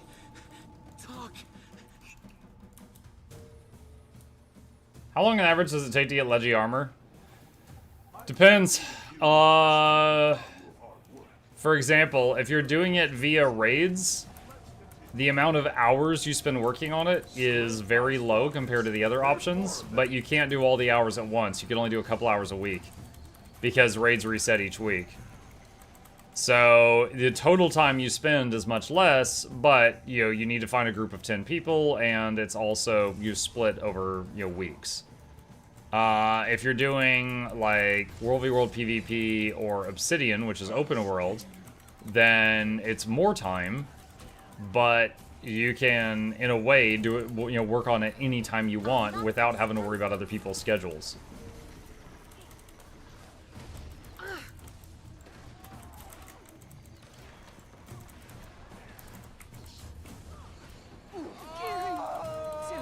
Oh. That's what I did too when I watched that video. All my ults were just collecting dust in the aerodrome. I feel the raid leggy armor is easier, faster, with less effort. For people that are okay with stepping into raids, I agree. I actually had full leggy everything except one ring when I finally was like, alright, I need to go into raids because I need the raid ring. That was when I stepped in there. So it is good. It is not a stretch to say that if it wasn't for the existence of the Coalescence ring, none of you would have any of the get to the point guides. Because that's the reason I finally went into raids.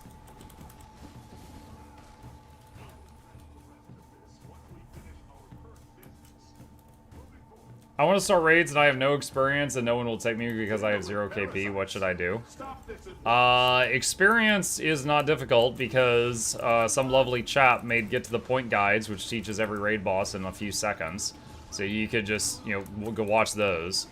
Also, as far as, you know, people will take you because you have no kill proof, do what I did, which is always make my own groups. And you can make the title like, you know, Wing 1, new player, but or you say like new players welcome, but watch the guide, and then you could just like point them to the guide video, and then just get in there and do it. I've heard countless stories of people that did that. Most of the first year or two that I was playing, and I was really stuck on only playing Druid, Firebrands were the only support that could get into groups. So I always made my own groups because that's the only way I was able to play my Druid because Firebrands were so busted.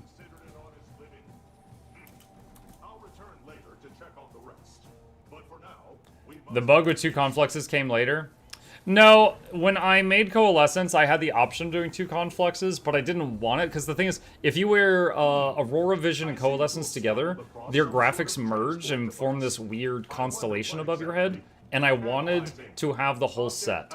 Like, Transcendence and Conflux is a set, and then Coalescence, Aurora, and Vision is a set.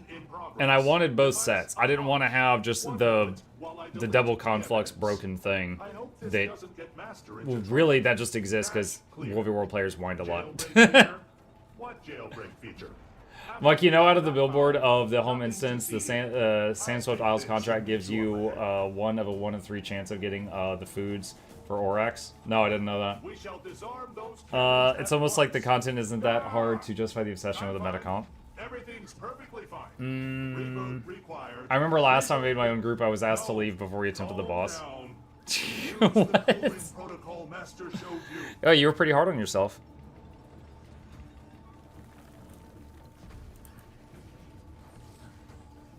No, I've legitimately, in all the time I've played this game, in the thousands of hours I've put into it. Hold on, what's my age now? Okay, in the 9,600 hours I've played this game, I've never joined a group that asked for kill proof. Not once. If I didn't see a group I could join in the group binder, I just made one.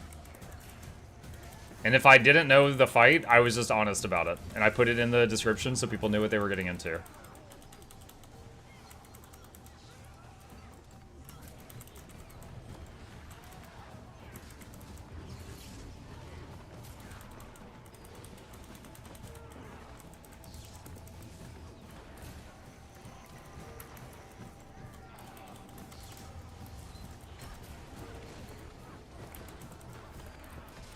KP is toxic.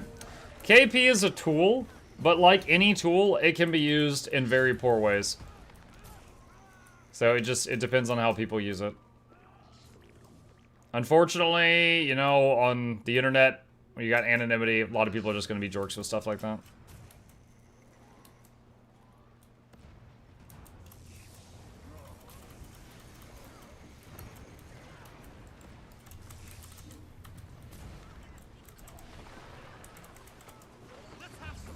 What is KP? KP stands for kill proof. All right, think of it this way. Just for the new bloods in the chat, think of it like this.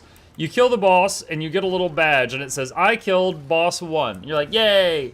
And then you save them up. So after weeks of fighting them, you've got 50 badges that said, I killed boss 1. And then you want to join a group, and the group's like, look, we don't want any newbies. Can you link me your stack of badges that says you've killed boss 1? If you've got at least 200, you can join. And then you're like, oh, I've only got 50. And they're like, nope, get out. Don't talk to me. that's an example of kill proof and someone being a jerk about kill proof. That's the idea. You basically keep a stack of the item that proves that you killed it. Some people will use a an add-on where you could just like, you know, sync up to it and then people can see it more easily. But that's the idea. With these undue surprises. Initiating rage mode. But there's always outliers, right? Because, like, you've got people that have fought a boss 100 times, but they never paid attention, and if you ask them the mechanics of the fight, they'll be like, oh, shoot, I don't know, I DPS. You know? And then you've got other people that have gone and done it twice, but they've got a handle of the mechanics, and then they're going to be fine. So, often, it is something that can tell you if the people know what they're doing, but certainly not always. Snobby bot. Bet you're not even programmed for labor. You're pampered.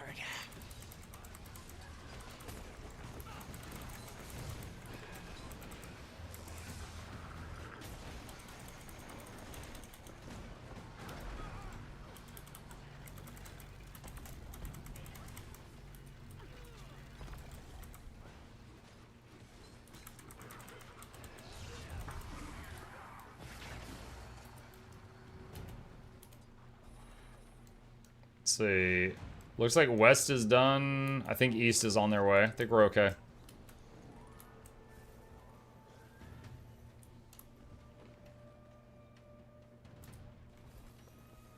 I'm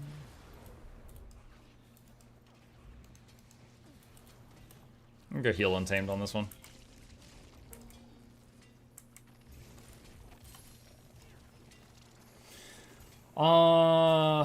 Let's see.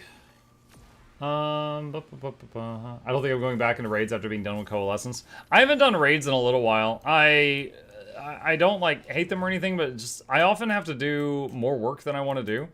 Because like joining raids, someone has to form the squad and then make the subgroups and make sure we've got quickness in both groups and heals in both groups and alacrity in both groups and then get everybody there.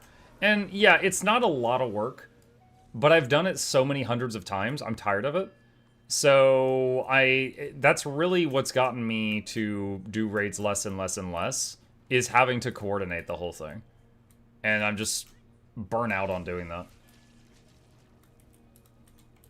Hey, yes, doing a bit of lurking. What's up, Fireball? To be honest, people I don't think really use KP anymore. I think they really use like kp.me or something like that. I think ANET should do something like they did with builds and show the raid strike fractals time zone. They could. I mean, like, the whole conversation sparked because someone said that they couldn't join a group because they didn't have KP, and they were asking what that was, so I was just answering that question. What mouse are you using? Razer Basilisk V3. And on that topic, if you ever want to, you can do !PC in the chat, and it will pull up a list of all my hardware, and you can browse to your heart's content.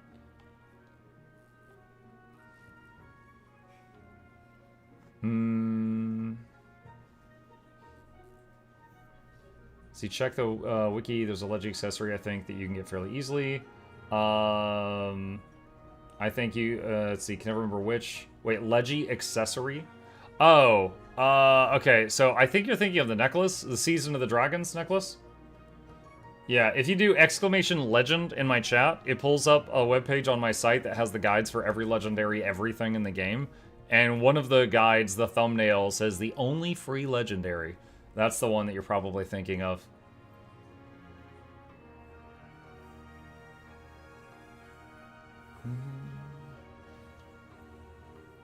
I had the same issue when I was a tank in WoW. Yeah, it always blows my mind because, like, as someone with, like, you know, lots of years of tanking and raid leading experience, let's say I'm fighting a new boss for the first time. He hits me with something, I don't know what it was, and I suddenly have a debuff. First thing I'm doing is I mouse over and I read what it does. And it'll be like, oh, you need to jump 3 times to remove this. If you don't, you die in 5 seconds. And I'm like, okay, and I jump 3 times. And then moments later, all the DPS die. And they're like, what happened? I'm like, you guys didn't read it? Like, it's every time a new raid or a new fractal comes out. That's the experience. Some new questionable thing hits me. I read it. I do the new thing. All the DPS die. Like, every time. Yeah, DPS, yeah.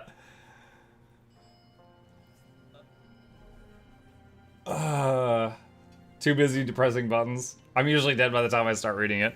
Yeah, I will say that there's times when the block of text is so big that I have to like check the VOD later to read it.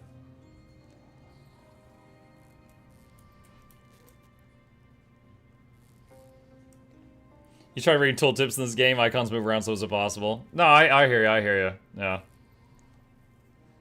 Like when we did Kinfall recently, and I made sure during the fight to briefly mouse over every tooltip so that afterward we could like go through the VOD and read them, you know, slowly.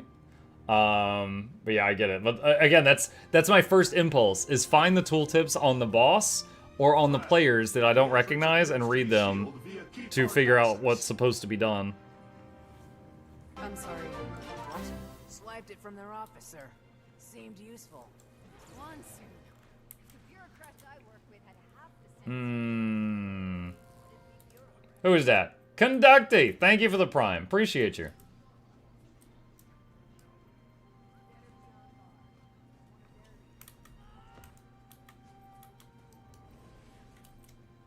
The actual solution is have nothing that you could share about the kill rate, whatever. No, I don't know title, no currency. Then people are like, doing Doom must be wielding Oblivion. Must be wielding Death Scythe to join group. Only staff users. What's going on in here? Just where are you taking our things? What's it to ya? Figured you wouldn't mind sharing. A little hospitality. You crooks have been at it all day. Oh, only what we need. But we're a needy bunch. What exactly do you need a hollow protector for? A plow? You will return what's rightfully ours. If I gave a damn about what's rightfully yours, I wouldn't be too good at my job, would I? That's a big cat. It is a big cat. He's on the juice.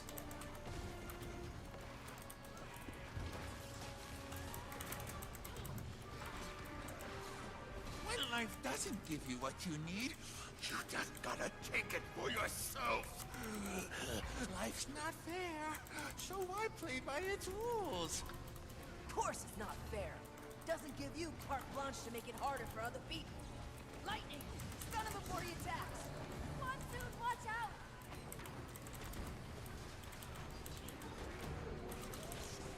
Focus on the gyro. Try and County Firebrand, so many buttons. Yeah, a joke I made after I tried Firebrand for the first time was like each of their buttons don't do much and they make up for it in quantity. Like, oh, you want to give quickness? Okay, so here's 20 buttons. Each of them gives 1.5 seconds of quickness. Hit all of them whenever they light up. It's just like, Gyros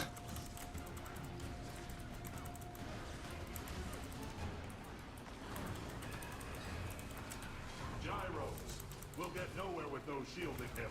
Aim for them first.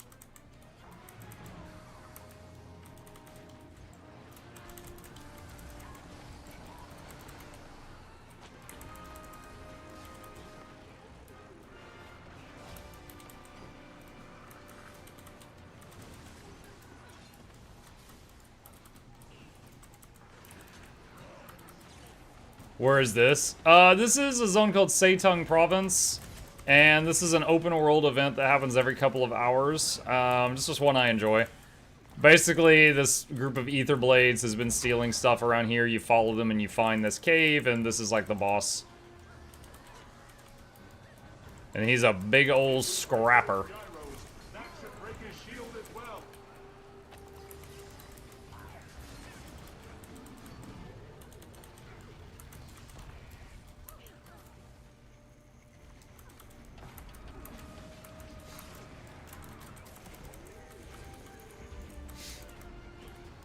Proof Scrapper's OP. Yeah, this guy was back from the bunker meta.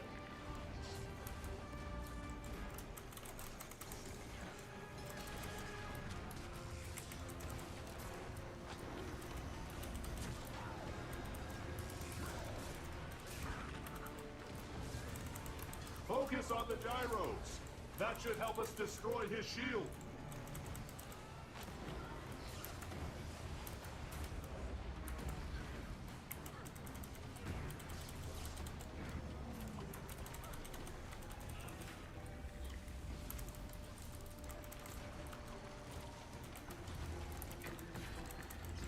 Almost got him.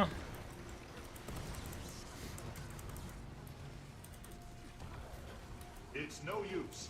We cannot hurt him unless we break that charge of his. That's it. He's down. GG. Thieving booty out of here. Now, in accordance with legal code, Waka, waka, waka, waka, settings, waka, bills waka. approved wouldn't be as grueling if officials weren't so divided. Alright. Why is the thing in games to just make the bosses large versions of other enemies, not explaining why they are so large? I think we should In this game, I think it's just visual. There was like 50 people beating on that guy's kneecaps, right? If he was normal char size, we wouldn't be able to see him in the crowd of people. So it's like when you're fighting him, they make him larger than the player so everybody can see the target, right? I don't think it's like lore-wise the guy is a 50-foot char. I don't think that's actually like lore. I think it's just meant to be visual clarity. That's all. Hey Muck, can I join your guild? Yeah. They're full at the moment. On the stream, I just put the information for the guild. If you do that, we can put you in the queue to get in as soon as the slot opens. I got until September 12th to grind as much as I want for the legendaries I want. Okay. Go to Cauticus Manor and see how annoying and underwhelming it is to fight human-sized bosses. Isn't this guy Karosa's brother? I just lived in Season 1 and there was a letter to Renyak from Karos. I don't know. I don't know the lore of Renyak.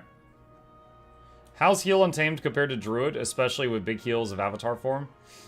Heal Untamed has all the essential boons. It has very high DPS for a healer and has very high HPS. It absolutely keeps up in healing with Druid, no problem. However, it has no... The main weakness of it is it has no source of stability. So if you're in a fight where you need stability, you should not play it. That's something to remember. But very good boons, HPS and DPS for support make it very fun in open world events and stuff where you don't need stability. Let's see. Hello, what's playing for today, Mod? What's up, Charmon? Just been talking a lot. See if we're gonna get into the teaser in 5 minutes.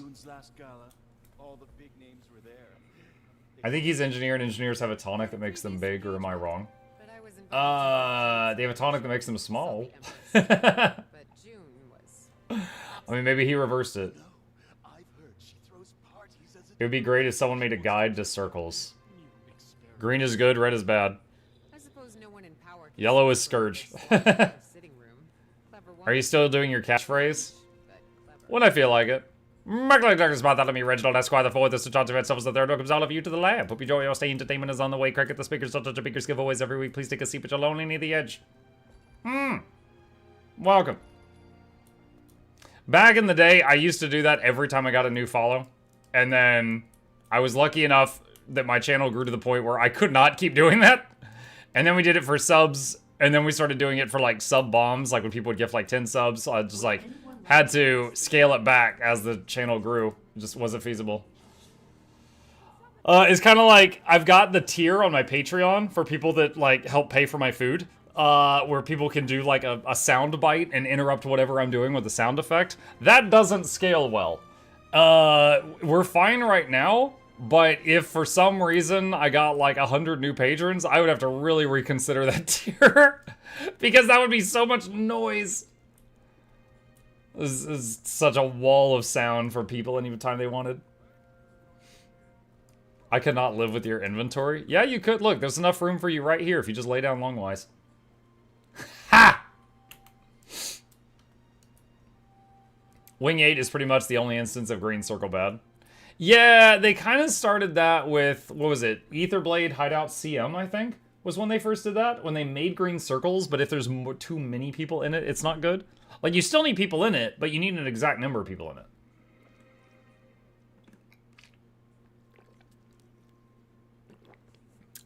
I'm trying the Hidden Arcana mission from Living World Season 2. I'm colorblind. It's so frustrating. Ooh, shoot, I wish I could help you.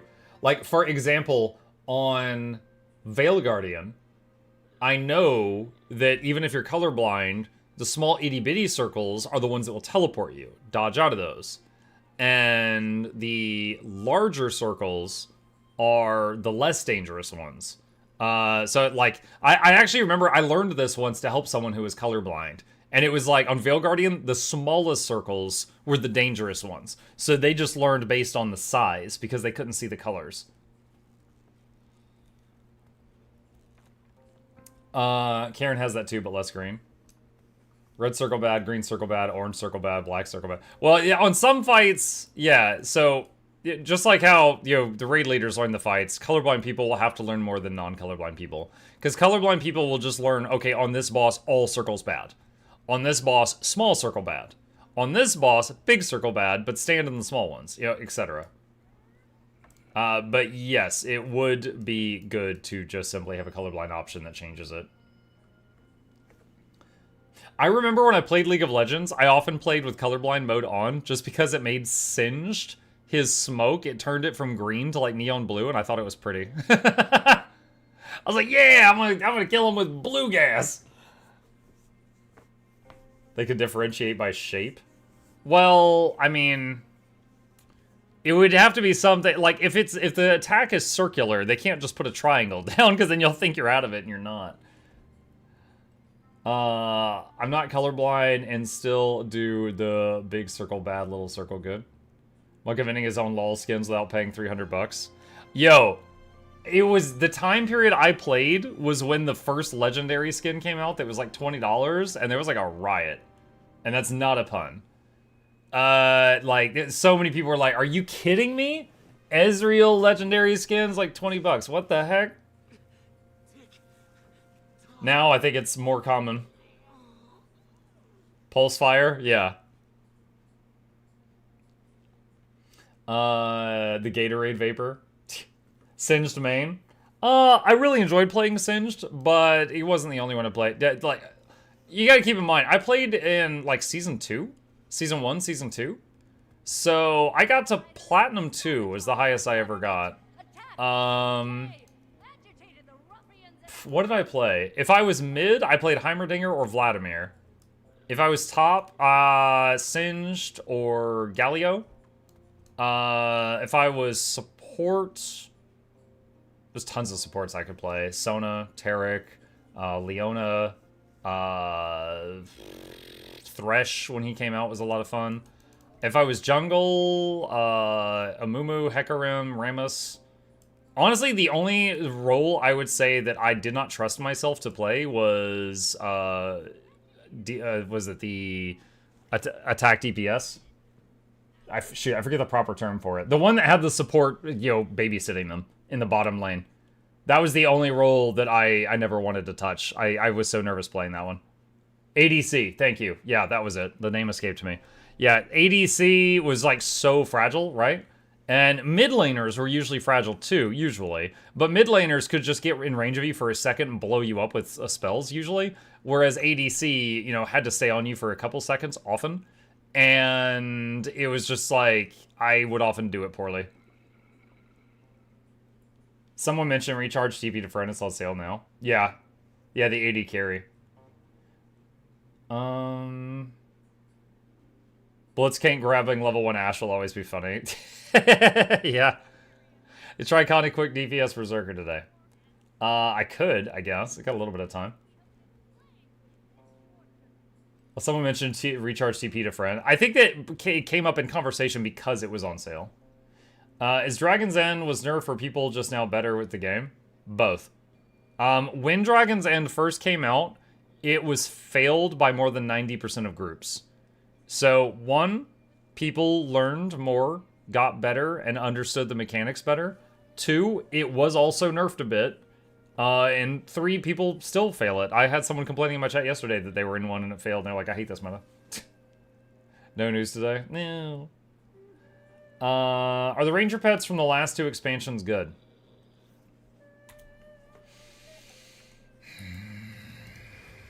Last 2 expansions. Alright. The Janthier Bumblebee is good. Very good for Soul Beast in PvP. Spine Gazer, useful in PvP. It has boon removal. It can rip boons from people. Chalk. I don't really know a use for the chalk. It's messy. It sprays blue stuff everywhere. What else was there? Oh, there was the Warclaw. It has less damage than other cats, but it has a CC button, and also it can roar to give super speed to the team for 3 seconds if you wanted to give them super speed. So, you know, it's yet another utility button.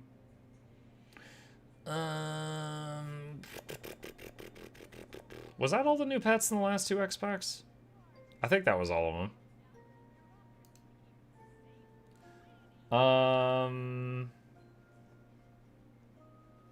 Let's see. The real breakthrough for semi-organized groups was when people realized you just don't want to take heal supports. They're just 2 DPS ones. Chalk dies stupid fast, so it feels like it does a lot of DPS. What about the Eye? The Eye... The Land Shark? The Land Shark... Land Shark is really good in PvP. Land Shark has an ability where... Okay, so the Eye has Boon Rip. We already talked about the Eye. The Land Shark...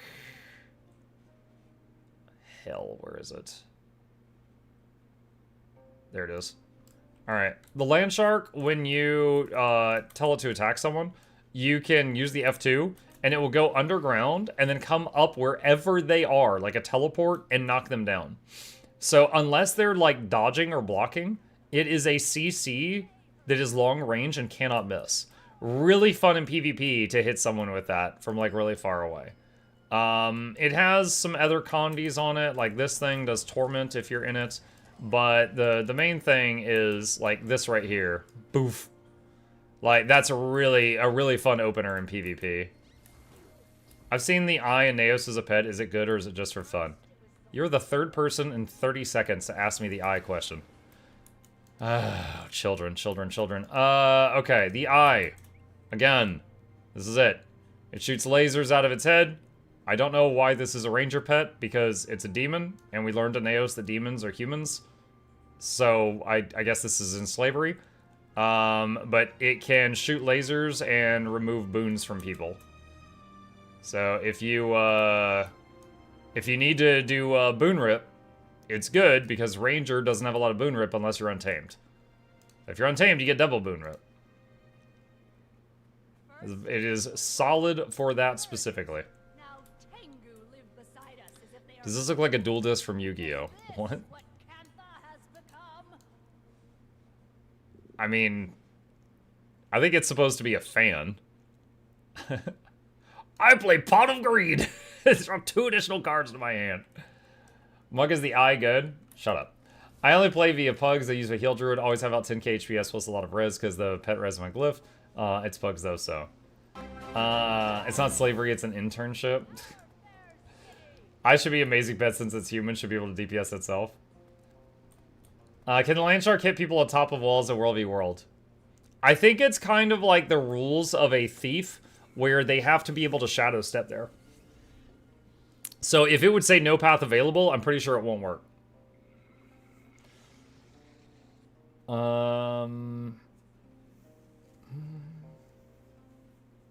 Pathing rules apply, yeah.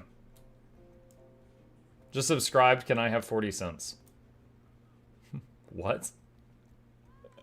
Yeah, check your couch cushions. Does it work on the floating islands, though? That is a very obscure question. I could find out. It would take a minute to get there, I could check. When does the World v World rush end? I don't know. If it's going right now, it might have a countdown timer on it. Yeah, it does have a freaking timer on it. It's right there. It ends in 2 hours.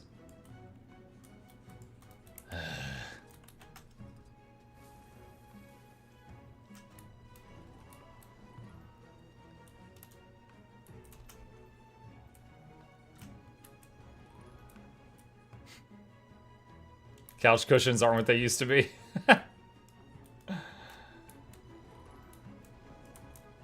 I'm excited for the next World v World Rush. I had some good fun last few days. Good, that's nice.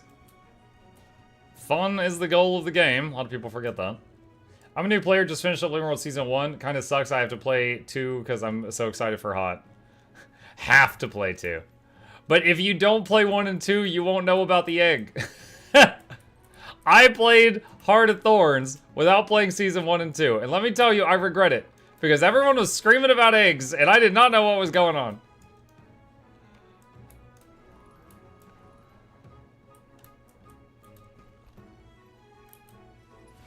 Alright, let's see.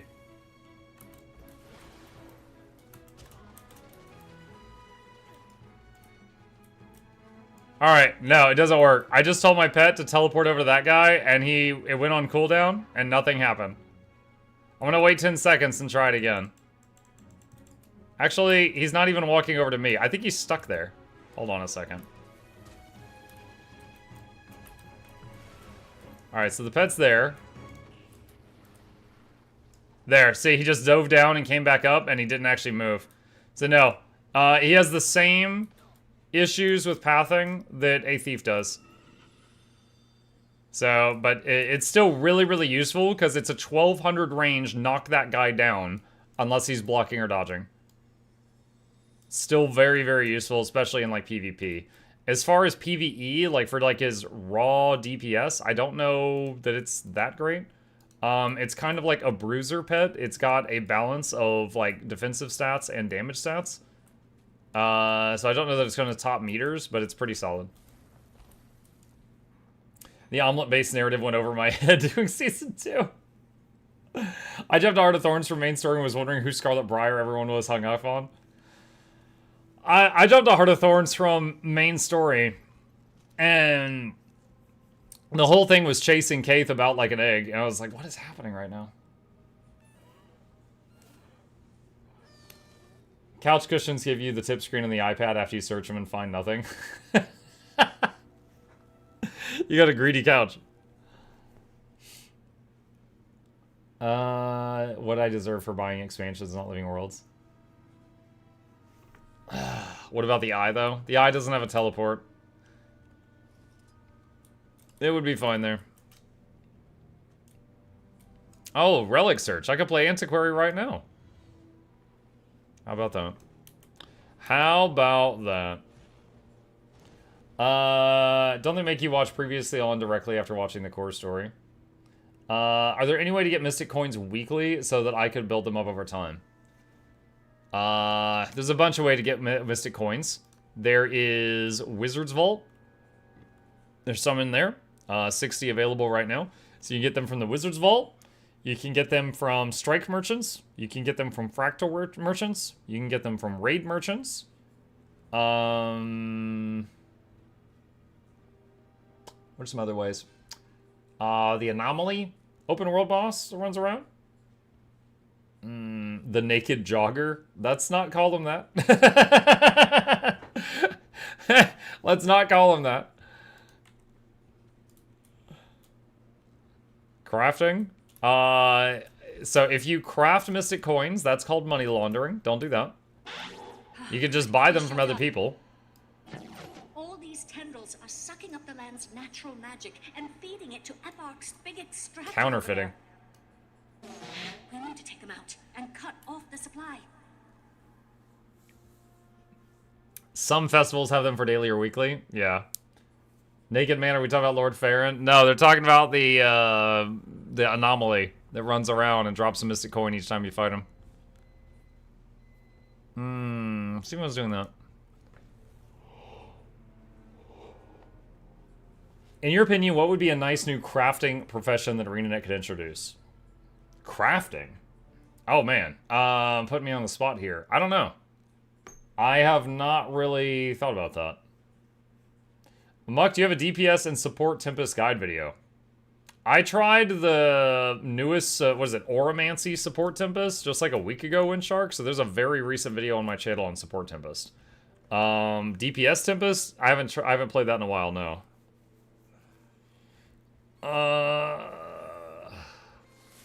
Wait, did I? Hold on a sec. I'm spacing out. Let me see. I tried. Alack Vindicator, Heal Oromancy Tempest, Alack Mirage, Staff Necro, Heal Harbinger. Yeah. I think I did try either Fire Weaver or Fire Tempest or something recently. I don't remember if I did a video on it. But I remember trying it on stream, you know? I just don't remember if there was a video on it.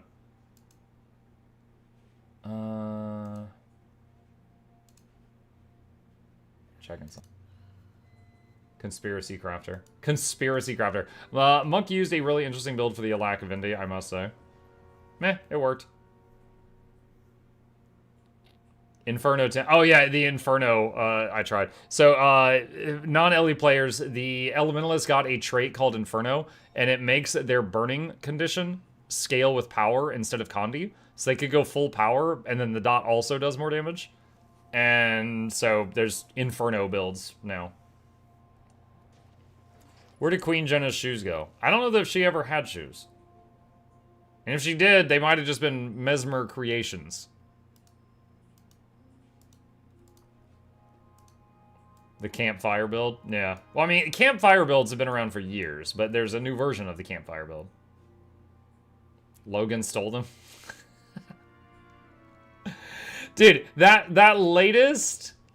What was it? The last bit of meeting we had at the end of Janthere, where the queen's like, oh, Logan's here? Oh, Anise, how's my hair? And, like, she clearly is, like, you know, sprucing up her appearance because she likes Logan. And then Ellen Keel goes over and taps Logan and walks into a room and despawns. And then Logan follows her, and it's like, wait a minute, what? So it's like, the queen is like, oh, Logan's here. Oh, I need to, you know, spruce up. And then Logan's like, yeah, I'm going to follow Ellen. I'm sick of chasing your feet, Jenna.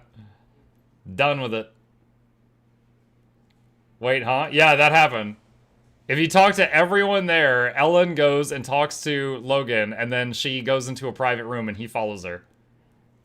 Is Ellen into Logan? Pretty clearly. I don't know if he's into her, though. Maybe, depending on what happened behind closed doors. Jenna totally ignored Logan for the left side of forever, and now he's Ellen. I don't know that she ever ignored him.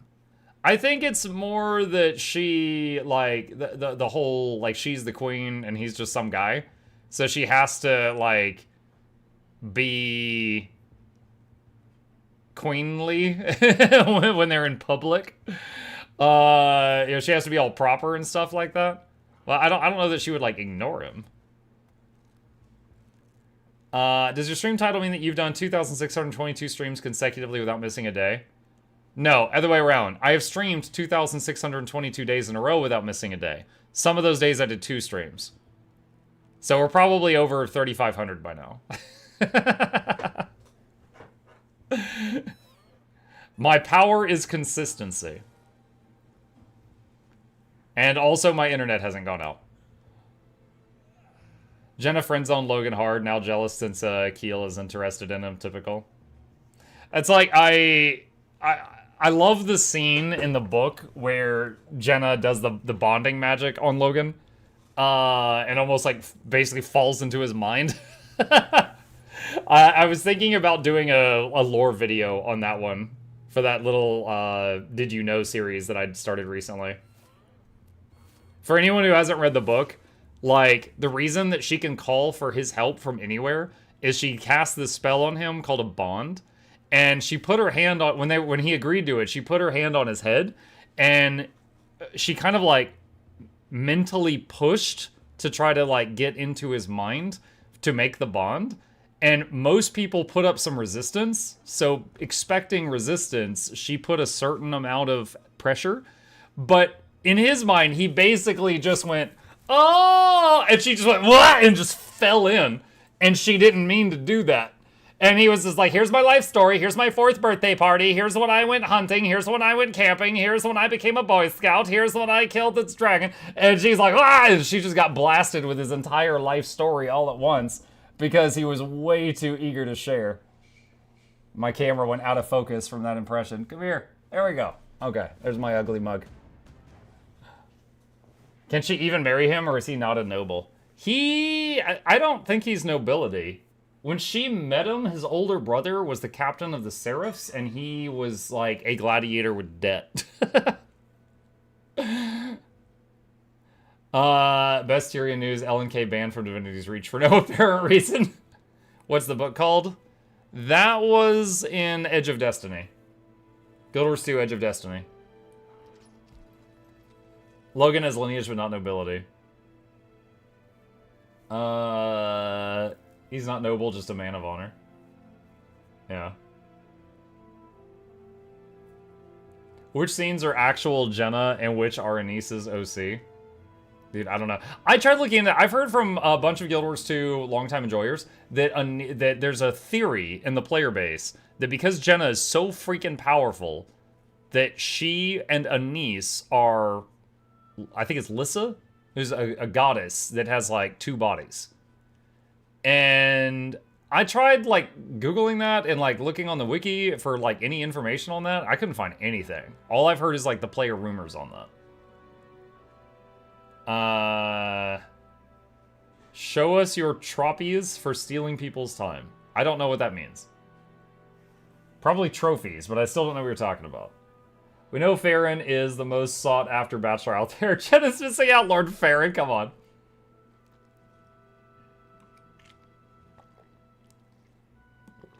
Livia has commented about knowing Anis when she was a kid. Okay, well, yeah, but Livia has been alive for hundreds of years, so that's not really a shocker. 75 AA just for speaking to Gar, Weird Wizard Vault special. Do lore video on Savion, Adelburn's servant, and the Fire Shadows warband about the faux fire. I don't know much about that. Like, I would have to learn. I would have to read on that before I could do a video on that. The purple heart in the YouTube play button. Oh. Yeah, I mean, I showed a picture of that. Yeah, I am proud of those, but I showed a picture of that. Hang on, let me turn the green screen off. So I actually put up a shelf up there. And from left to right, that's the prototype of the plushie that now 700 of you have. The YouTube play button, the Twitch Bleed Purple statue for wasting 50... Was it 50,000 or 50 million hours of y'all's time? And then the outline on the far right is, it's a lamp. It's not lit up right now. But that's from the ArenaNet Partner Program. And it's a light up, you know the Legendary Sword Eternity? It looks like Eternity when I turn it on. Funny enough, that lamp was supposed to be a gift for being in the Partner Program for 2 years. But they forgot, and I received it after 5 years. So I got it a little bit late. Turn it on. It's not plugged in. I'd have to... It would take a few minutes. I don't want to deal with that right now. I might have a picture of it. Hang on a second.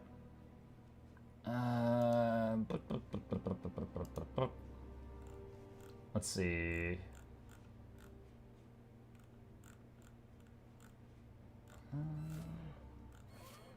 It's a while back.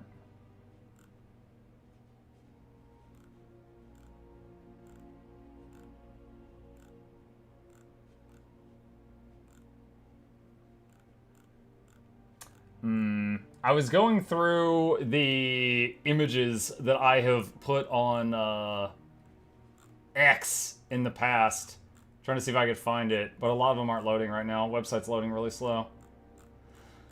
Oh well, yeah, I don't have it on hand. All right. Did you paint your wall green so you didn't need a green screen? Yes, I used a 6-foot by 9-foot green screen behind me for many years, and I got tired of it taking space in this room. So I really exerted myself one day and green screen painted that wall. It's not perfect. You could tell the edging is not fantastic. It's the first thing I've ever painted. I also have a newfound respect for painters because that crap was exhausting and I never want to paint again. But yes, one wall of this room is green screen paint so that I don't have to deal with the screen anymore. Any idea on what cost of Overworld Legi backpack in gold? Saw your video. Easiest way to find that out is install the Mystic Crafting plugin or use Guild Wars 2 Efficiency. And you can tell it, scan my account and tell me what I'm missing. And then it'll look up on the trading post what you're missing and calculate the total gold. So right now, assuming I had all of the quest items that are not related to just money, I could make another ore axe right now if I had that much gold. Now, I'm not going to freaking do that, but that makes it pretty easy. Is this your favorite game? If so, what are the silly 3 digits on the back of your credit card? 123. Streamer discovers manual labor. Yeah. It was tiring. Now, when I was growing up, my parents had a big yard, and every weekend, my dad wanted me to mow the grass, bag it, take it to a drop-off point, get extension cords out, edge around the driveway and the sidewalk, and then using extension cords again, use a leaf blower and get all that out. And so I was basically outside every weekend doing manual labor for like 2 to 3 hours. And dude, I hated it. I hated it. Yeah, I hate labor. I will gladly work overtime at my very, very difficult job to pay someone else to do labor at this point. It's awful. I've never gotten someone to paint my apartment since I was a kid. I did all the painting in my room by myself, but I think that's just a Polish way. I had never needed a room that needed painting before this. Like, everywhere I've ever lived, you know, the walls were already whatever color, and I never made any changes to it until now.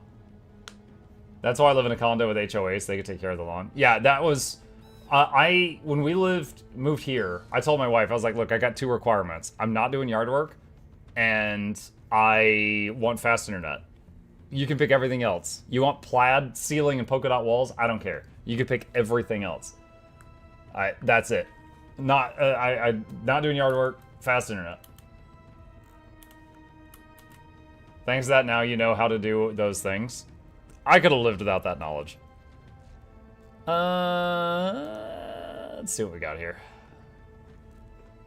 Weaklings, I grew up painting my freaking room door and the walls of the house. No one's jealous of you for that. Do you have a favorite NFL team? No, sports ball bores me. Oh, they're running the ball left. Oh, they're running the ball right. Oh, they're going left again. What a twist. It just doesn't do it for me. Several minutes, like 2 or 3. Not like we have somewhere else. How you got fast internet if the X page was not loading? I don't know. That was weird. I assume it was just something with X.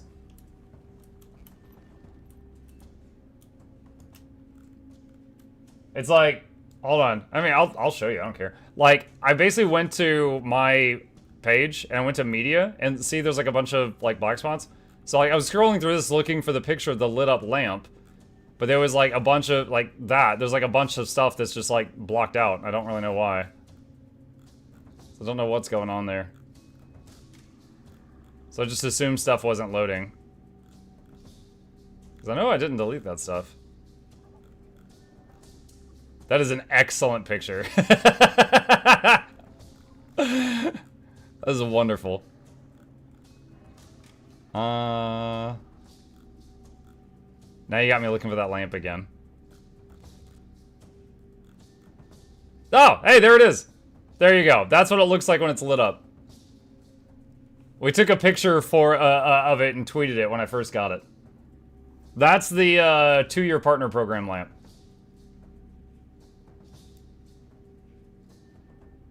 There you go. The trailer for the stream from 5 years ago used a lot of dense filter. Yes.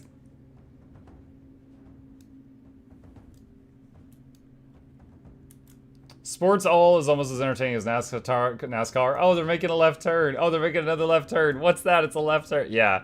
NASCAR, the only time something unexpected happens is it's usually something incredibly horrible, like someone's had a bad car wreck.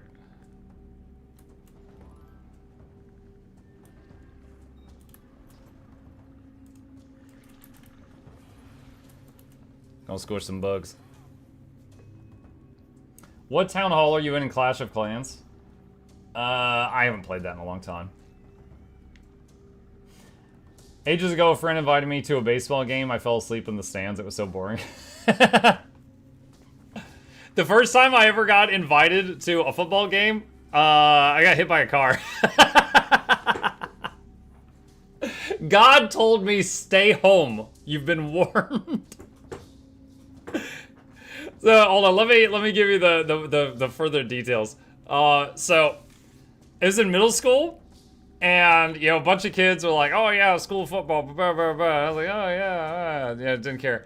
And my best friend, who was another nerd, you know, we would play, like, Magic the Gathering together. He was like, hey, do you want to go to the football game? And, dude, I'd never been invited to anything. I was happy just to be invited, chat. I was like, yeah, sure, I'd love to. And I asked my mom. She said, sure. Because, you know, I was, like, I don't know, 12 or 13 or something like that. And he's like, my mom can take us. And I was like, okay. So we leave school, and the plan is that I am going with him to the place where parents can pick up their kids, and like the drive-thru at the school, and his mom is going to pick up me and him both and take us to the game. And we get there, and his little brother is there too. The elementary school is right next door, so his little brother's there. So his little brother and him and me are there, and we go up to the car, and she's like, hi, Michael. I'm like, hi, Mrs. Anderson, whatever her name was. And so we all start to get in the car. My friend, Chris, he goes to get in the passenger seat, and me and the little brother are opening the doors on the opposite sides of the car for the back of the car, right? And everyone opens the doors. Chris gets in, slam. Little brother gets in, slam. I've taken off my backpack, and I'm leaning into the car. She hits the gas. She heard slam, slam, and her muscle memory was, I got 2 kids, that's 2 car doors, let's go. And I'm like, ah! And so like I like grab the seat, and I'm just like carried sideways, and my feet go under the back wheel of the car. And I'm in shock at this point. The pain hasn't hit me. I am just shocked by what's happening because it was just so fast. And Chris is like, oh my God, Mom, what are you doing? And she's like, well, oh! And then she starts screaming, which of course is absolutely helping the matter. Now, the wheel of the car had like gone over my foot, and my foot is out on the other side. I am no longer being crushed, but the part of my shoe is pinched by the wheel to the ground, so I can't get my foot out. So I'm like kind of kicking, trying to get my foot loose. And he's like, Chris goes, Mom, you're on his foot. Get off his foot. She's like, oh my God, I'm so sorry. And she puts it in reverse, backs over my legs again.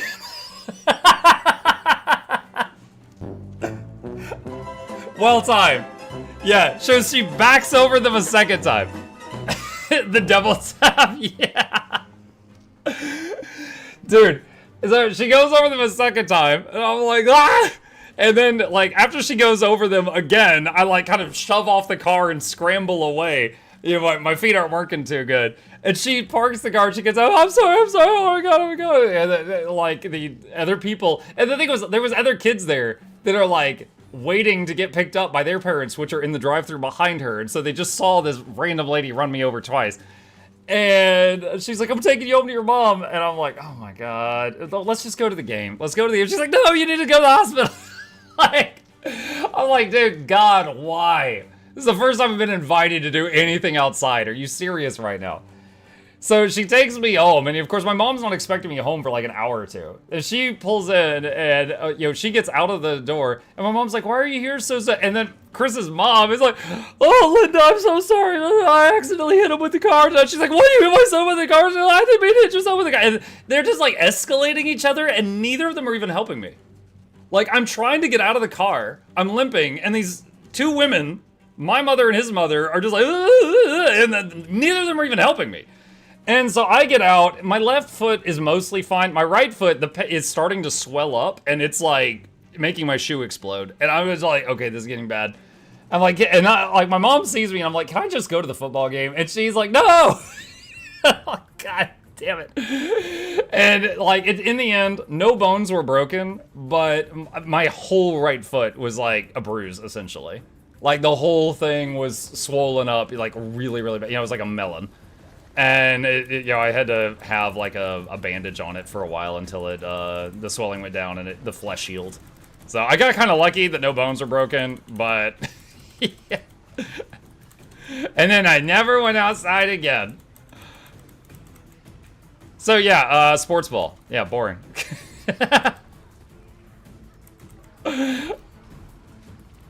At least they didn't overreact. Yeah, for sure. Take you with me. I wonder why you never leave the house after that, right? There's a lot of painful donuts over there.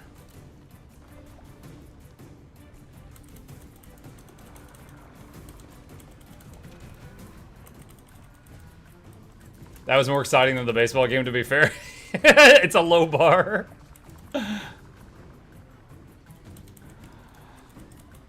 Everyone at YouTube say Muck to get his attention for Blue. Hi, Nintendo. What's up? I think we're fighting a losing battle. Blue, I was telling a story. I was ignoring both chats. What do you want?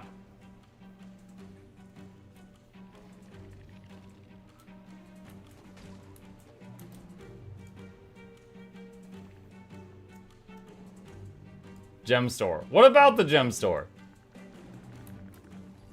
What's the new thing in the gem store? I don't know. Hang on a second. I'm fighting bugs. Bugs, then gem store.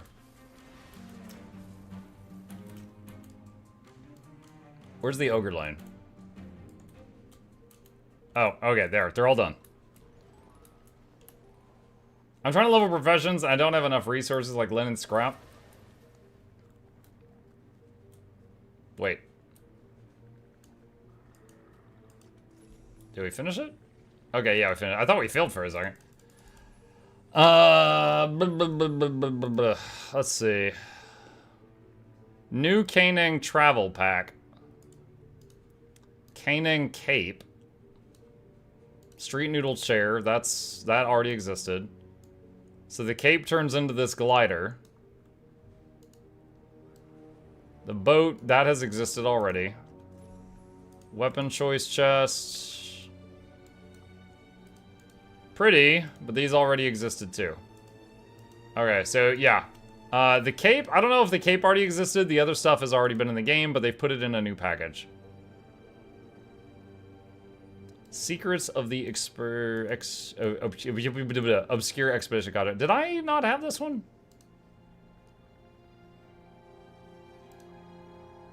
I got it now.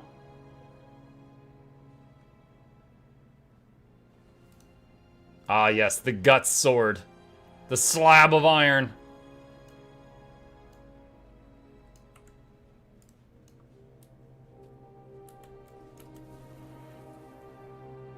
Where are they all right now? Are they still fighting? I thought it was done.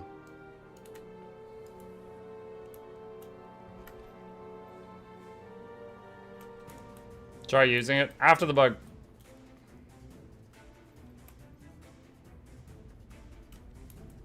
That's it. I hate you in it. Yes, Blue. That's the reason you spammed me.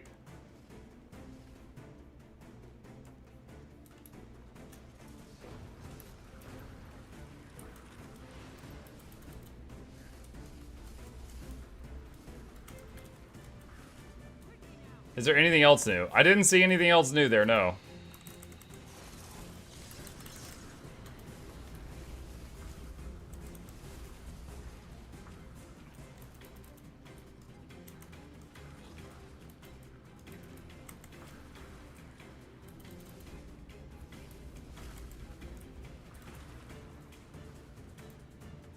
Mug gets many messages, that's why a bit of spam is expected. It happens.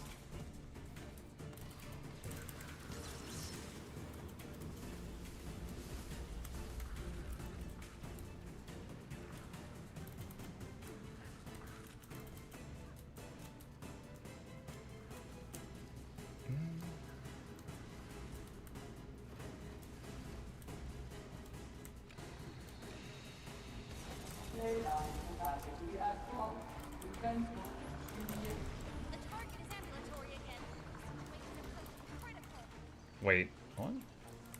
Exemplary.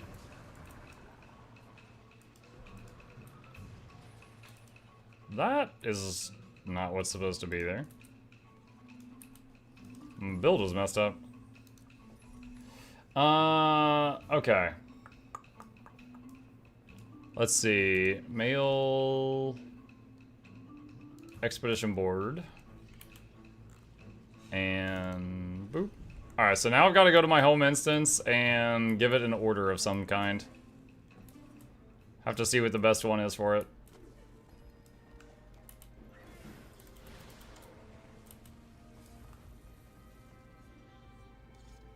Any news of what events might be happening today? No news that I know of. Hopefully I'll be able to come back and the map doesn't fill up. You can't summon a conjure doorway while in a squad. Oh, come on. Let's see. Does fast farming community have a thing for the board?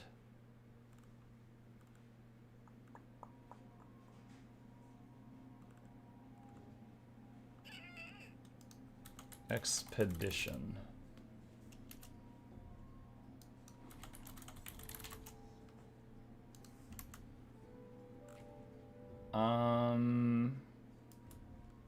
Not seeing anything come up.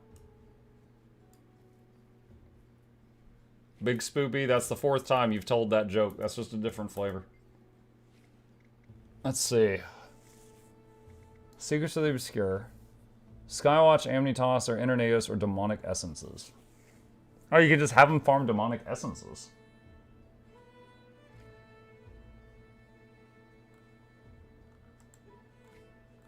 I was trying to see if someone's already done the math for if there is a best board, like best place to send them. And I think there's a section on the fast farming website for this, but I'm having trouble finding it. I already tried searching Expedition up here, but didn't find anything.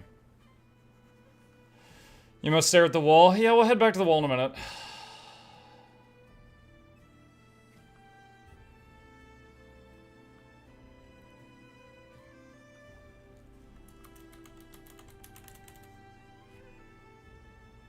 Black Lion delivery box bags. Page not found. Man. What?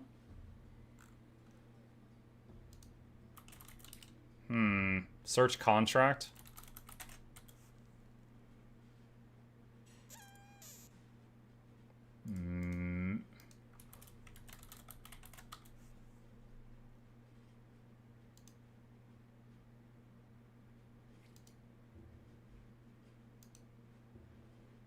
Trade contract?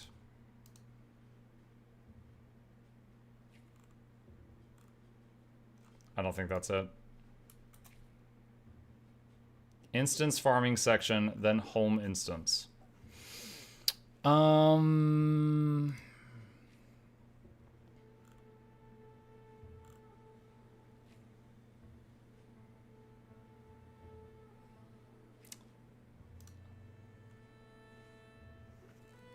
Secrets of the Obscure, most profitable thing is Amnitas.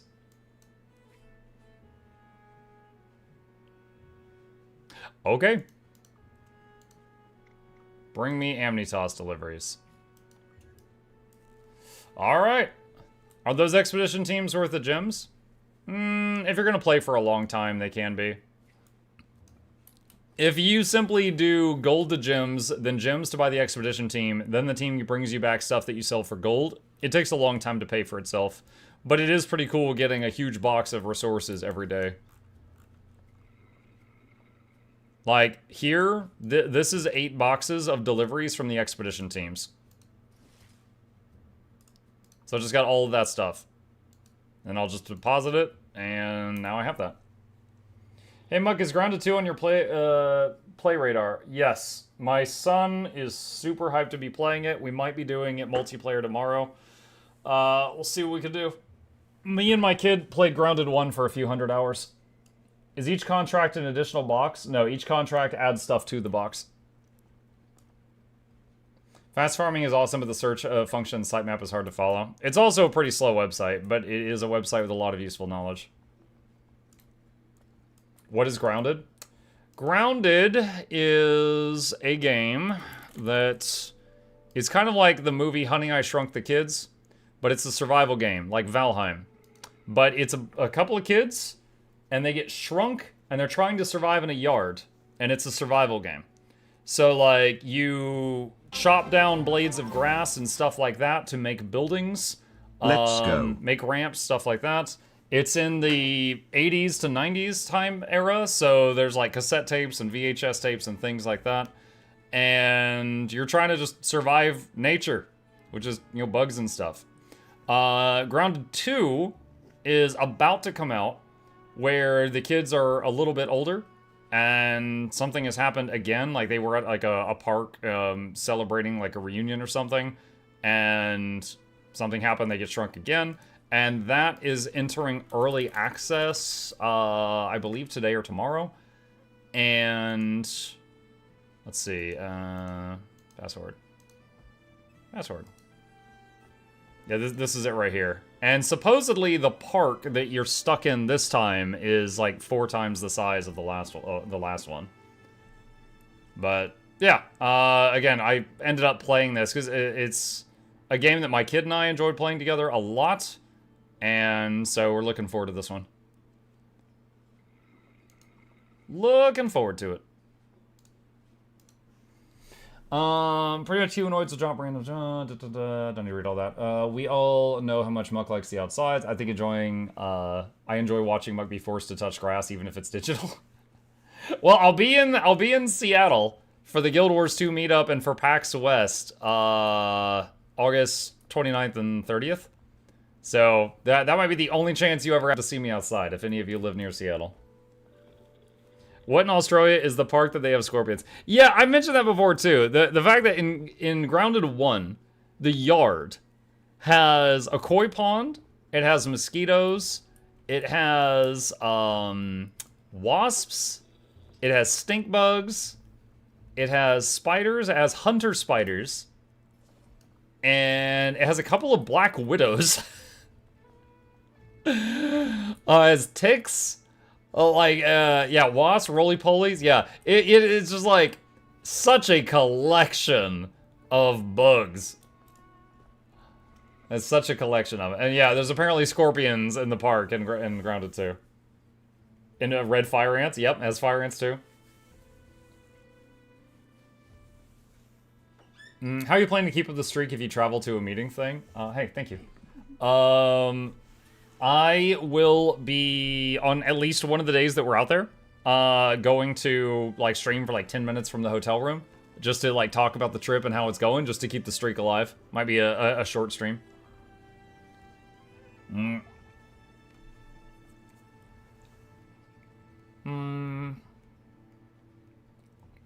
Is Germany near Seattle? Yeah, just jump on a train. Be there in no time. How do you manage the streaks on holidays and stuff? I still stream some. Okay, like if I'm gonna see the family for Thanksgiving and I'm gonna go have dinner with like grandma or something, I just tell people like, hey, the stream is gonna be starting later tonight, and we still have a stream. It's just shorter because I start later just to do family stuff. So just move things around. It's never been a problem. Do we get the new Elite Spec revealed yet? It's not today. Unless they surprise us, it's not today.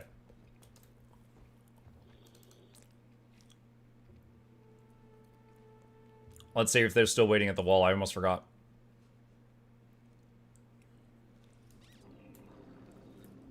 No, this is a different instance of the map. No. Dang it. Dude, sky skill. Sky skill. Oh my god, had to hit the button a lot. Lost out on the wall. Referral link, please. Here you go, use it, please.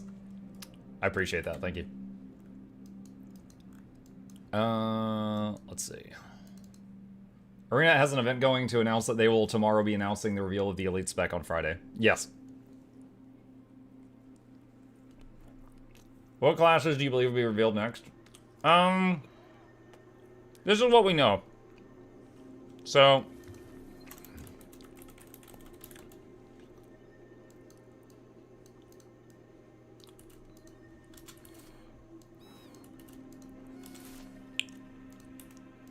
Alright. It's 3 of these. So it's Paragon, Antiquary, Evoker Ritualist, or Unknown Engineer, or Unknown Revenant. That's what we know.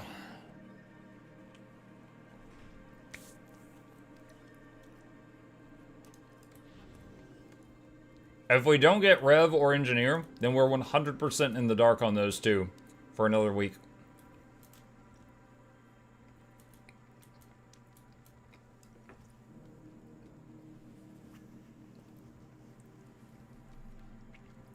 I'm thinking Evoker, Antiquary, Paragon. Blue says, I have to deal with Scorpions and Black Widows, and I'm nowhere near Australia. Only Black Widow is something that doesn't belong in the average yard from that list you proclaimed. Scorpions are a different story.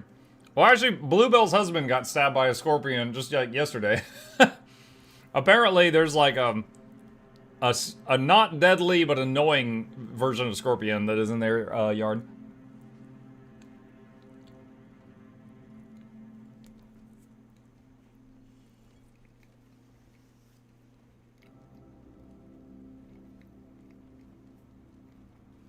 They said they were doing 1 of each armor weight. Did they? Hang on. Light, medium, heavy. Yeah, I guess they did last time. So if that's the case, if that's true, then it's 1 of those 2, 1 of those 2, and 1 of those 2.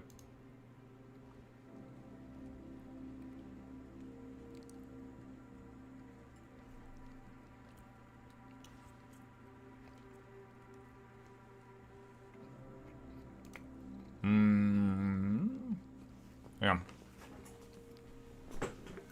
Be right back.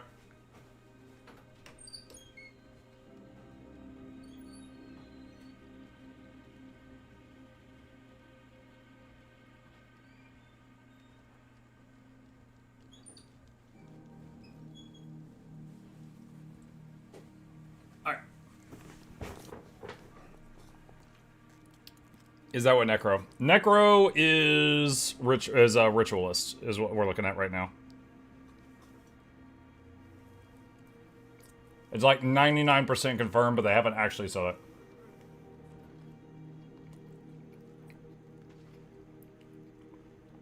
Nintendo TARDIS fanboy, I don't know what you're talking about.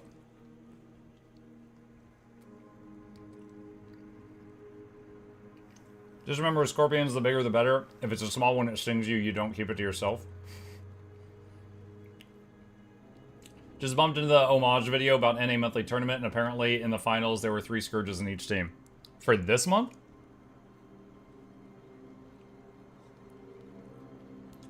I haven't followed the PvP tourneys in a long time.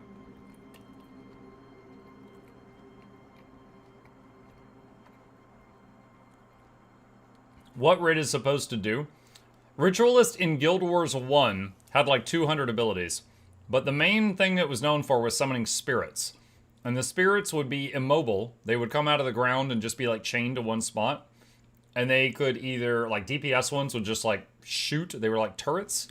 There was support ones that would be like, you know, they would soak damage from the team to reduce how much damage everyone was taking. Stuff like that. And Rits could be DPS or support. So Ranger Spirits? No, Ranger Spirits last 2 seconds, then disappear.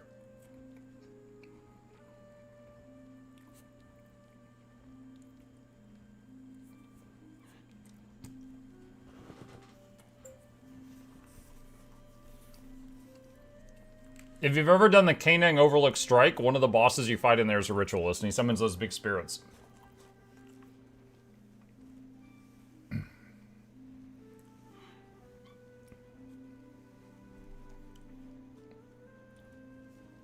Funnel website, apparently those are deadly. Ritualist sounds like Mesmer with clones. Kind of. Hang on.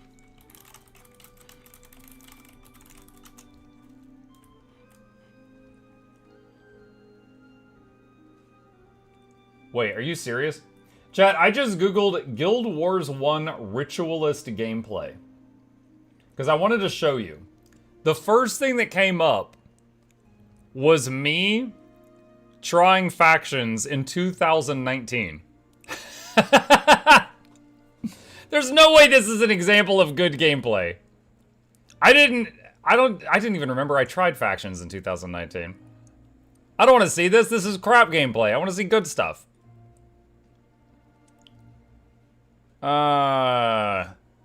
Deep Dungeon Ritualist role. Okay, let's see what this is.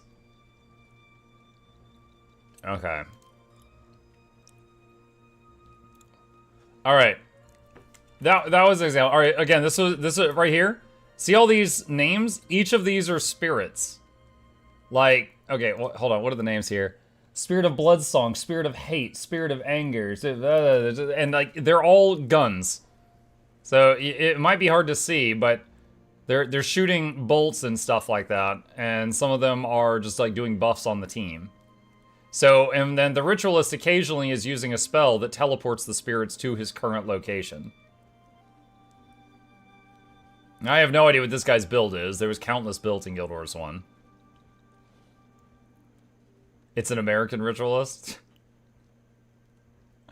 That's a lot of nameplates coming up.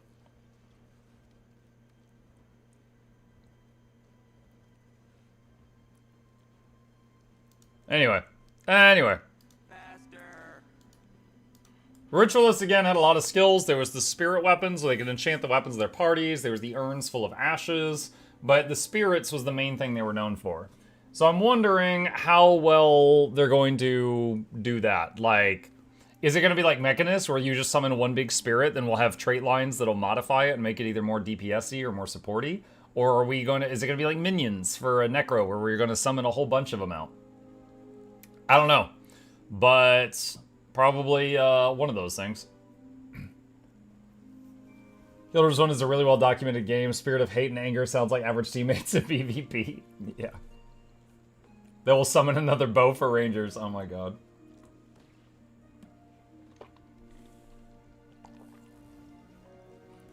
Are the skills just like engineer turrets? Some of, yeah, the DPS spirits were kind of like turrets, yeah, because they just shot bolts and they were immobile, except for when you use that one other skill that teleported them. Muck, I think you said sometime last week you got 200 to 250 HP spare on your Ranger. Just notice I have 445 HP spare. Wait, what? Oh, hero points. Yeah, I realized that my Ranger hadn't done End of Dragons. I fixed that. Yeah, I got 451 now. What are you going to do if it comes out the dagger isn't actually Rit with everyone betting on it? It's not the dagger that makes me think it's Rit. Although I do think the dagger is a Ritualist knife. The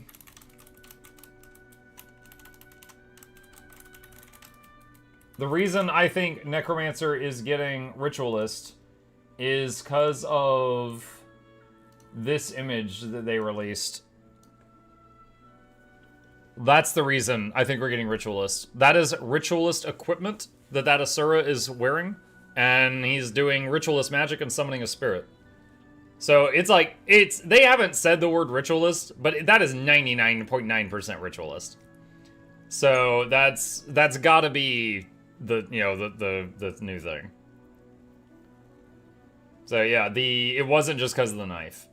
Now, I do also think that the knife is the Rit icon, because oh yeah, here's my own thumbnail. Awesome. This was right here. Oh my god. That right there. I do think that is a Ritualist dagger. It looks like those knives in movies for like cheesy ceremonies and stuff like that.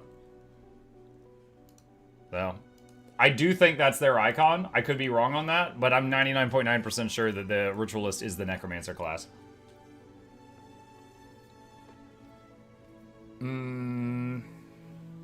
They also give an outfit called a Rit outfit, which is the one the Asura is using. Yes. The Ritualist outfit is from, let's see, hold on. Guild Wars 1 Factions box. Give me a sec. Okay. This right here, that's the Assassin, that's the Ritualist from the box art, and that's the same armor. So this armor was what the Ritualist was using in Guild Wars 1, and then it is an outfit in Guild Wars 2, and now it's looking like it is going to be related to the new class.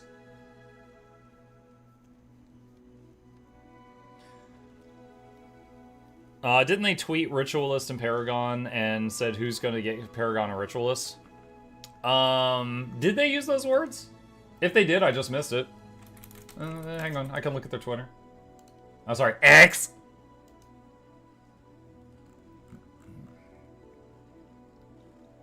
They did! Okay, we've gone from 99.9% to 100. I didn't see this one. I found it pretty quickly, though. As we get closer to the full reveal of new elite specs, which professions get them? Who do you think will gain Ritualist and Paragon? So it's confirmed. This is Ritualist and this is Paragon.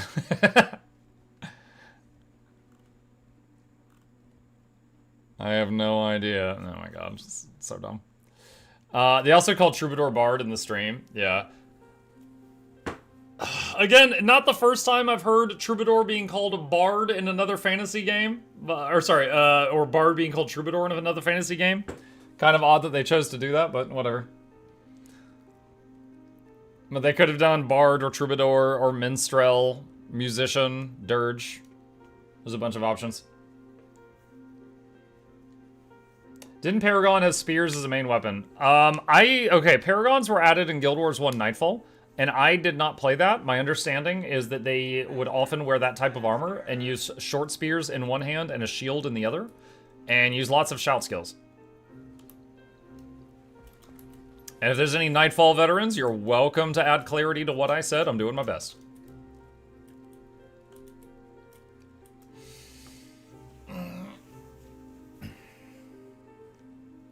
Sutmut, greetings from Hungary. Thanks for your work. I'm a Weaver main and just broke 30k DPS. Nice! I think what makes Weaver good is the evade interrupt mobility, though I agree it's too paper and kind of useless compared to Scrapper.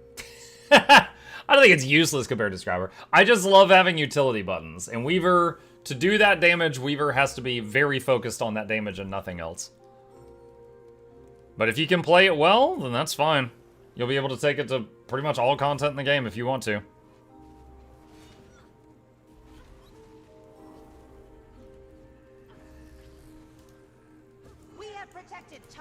For over a century, which will not fall this day. Save Tarir!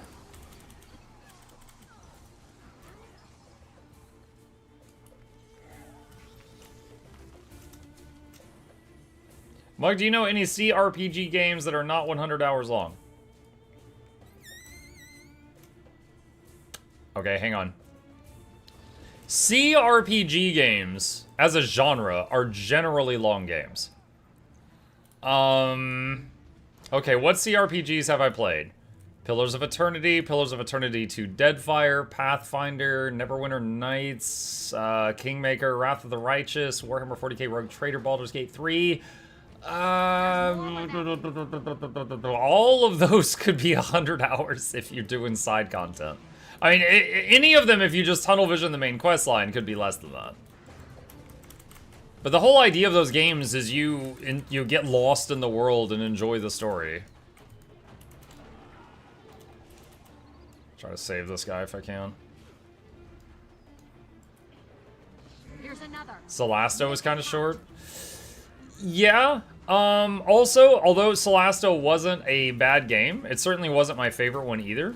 But yeah, Celasta, what was it called? Crown of something? Hang on.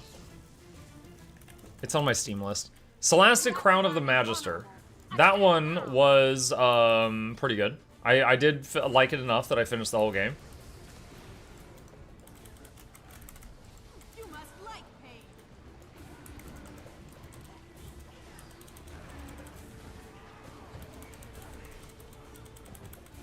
Mike, do you think it would have been better if Troubadour was changed to Dirge and focused around conditions and slow like Reaper with the chilled condition?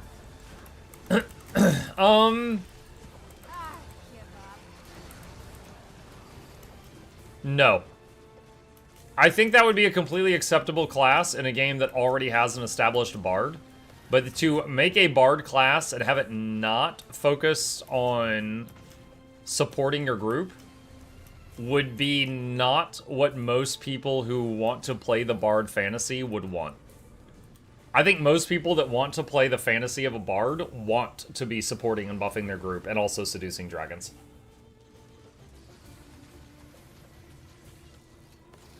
The only game that I personally played that had an offensive type of bard was EverQuest 2, which had good and evil versions of all their classes.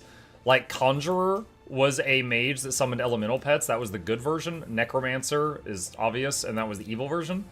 Troubadour was the good bard, and they focused on buffs and support. And then Dirge was the evil bard, and they focused on debuffs and wrecking the enemy rather than supporting their team. What if the fantasy I want is to be an angry Death Knight who is evil and angry? Okay. You want to play Reaper, I guess. I'm watching for those circles, chat.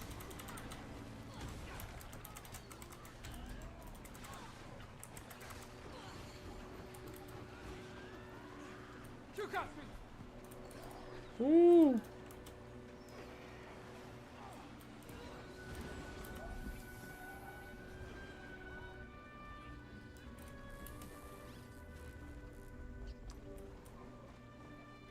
DPS Luminary's pure power, says Gale Shot so far. True.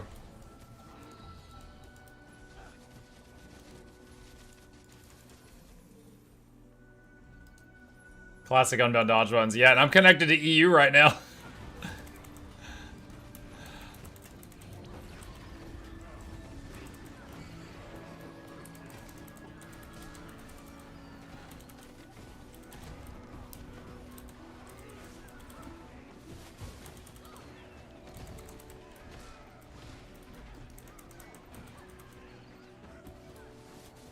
There we go. Maybe Rit gets Condi on Guild Wars 2. Necro already have Reaper and Harbinger that can go full power. I mean, maybe. I don't know. They certainly don't necessarily seem to be like they're trying to fill holes in the roster. Because, like, for example, Ranger cannot do DPS Alacrity that well. Druid can provide Alacrity, and Druid DPS Alac doesn't work that well. So you would think that if they're going to add Quickness or Alacrity, that they would add that, but they ended up giving Gale Shot Quickness. Which is fine, but it certainly doesn't seem like their top priority is filling holes in their roster. Monster Hunter Bard is hitting them in the face with Massive Horn. Yep. I think Rich should go heals, to be honest, considering what they did to our boy Scourge. I would love if Rit had support or DPS options. They could do it kind of like Mechanist. Like, in the trait line, they could have, like, some support, some DPS, some utility options through the tree.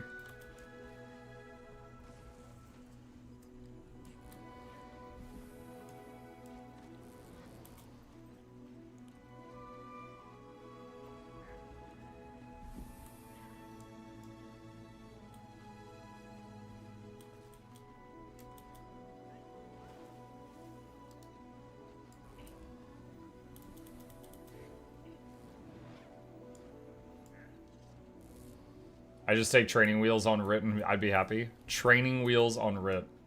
Rit was very supportive in factions. The Rit I made when I last played was practically immortal from all the shields. Rit could summon a lot of spooky ghosts that give virtual dots, though it might also feel very similar to Scourge then. I don't know. The way they changed Scourge, the Sand Shades are only out for a couple seconds, right? So the Shades spawn and you'd like fire off 1 or 2 skills, then they disappear. They don't stay out. I would like to see the spirits stay on the field. And then maybe, like, if you hit the button again, it teleports the spirit to you.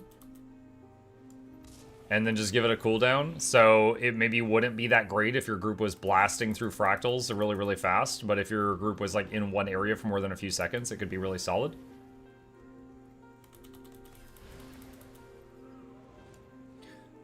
Very true. They've been making it so every class can play every role, like Vindy, Alac, Healer, for example. Yeah. Just jump up and down on their heads. They love it. You'd think they made Gale Shot a Ranger because you see a lot of melee Rangers, so they, now they could be a Ranger. A range is a stretch of land, and Rangers are people who guard that stretch of land. Like, in real life, we have Park Rangers and Forest Rangers and stuff like that. They don't all know how to shoot. Although, I will say, I understand the joke. It's kind of like saying Guild Wars doesn't have Guild Wars in it. Even though that's not why it's named that.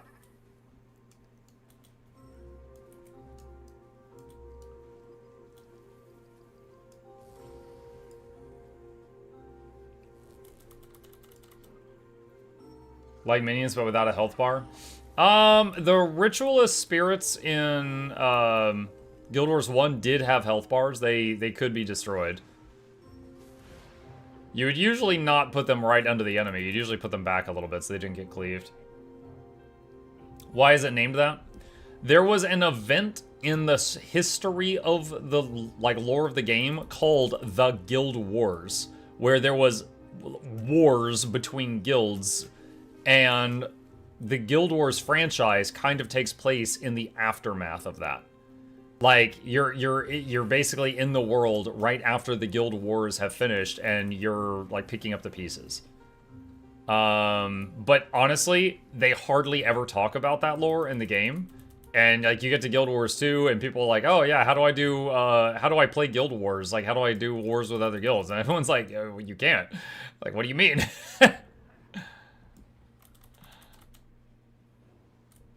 Humans fought each other until the Char invaded. That is not what happened. The humans are aliens from another planet. Guild Wars 2 should have just been called Tyria.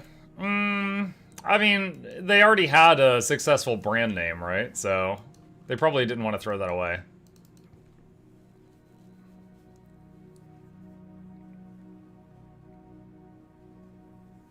To be fair, in Guild Wars 1, you had guild battles. Yeah. The closest thing, I think, would be in Guild Wars 2, like, doing, like, World v World battles between different guilds, but it's harder to, like, orchestrate it.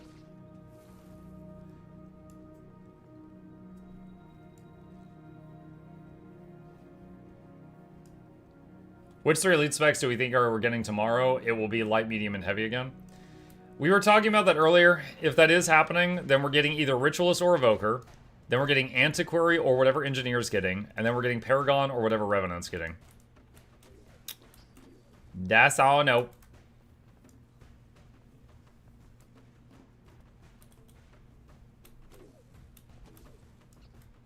Let's see if anyone's doing this.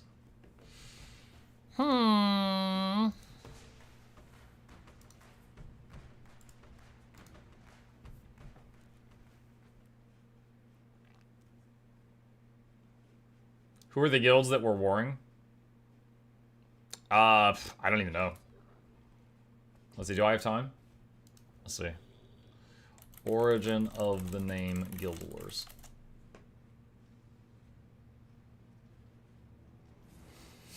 The name Guild Wars originates from the game's lore, specifically from a period of intense conflict between human guilds in the game's world of Tyria. These conflicts, known as the Guild Wars, were characterized by power struggles between guilds vying for control of resources, territory, and the powerful bloodstones.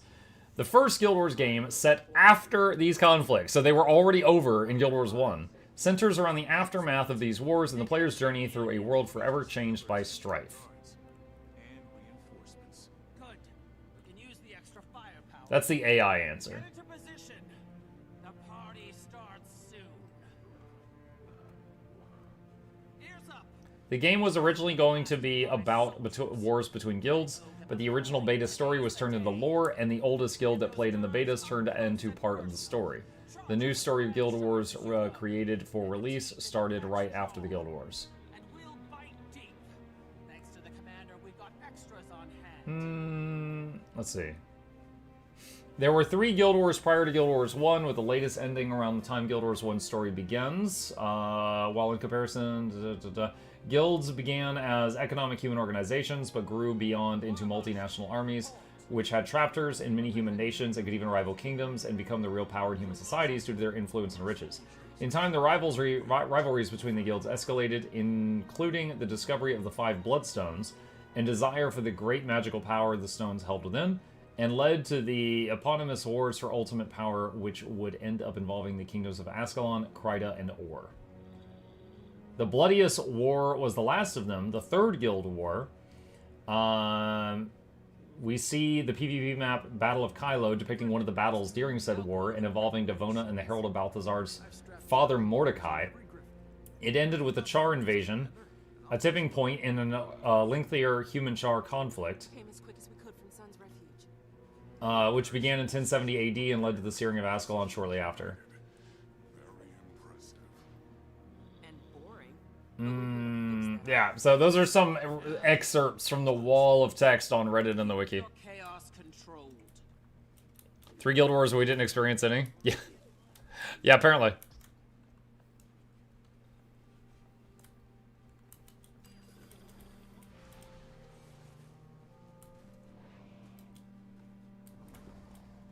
Chars did nothing bad. It was all self-defense.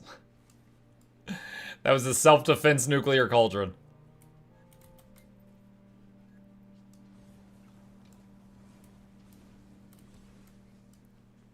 Is the Char Civil War considered a guild war? I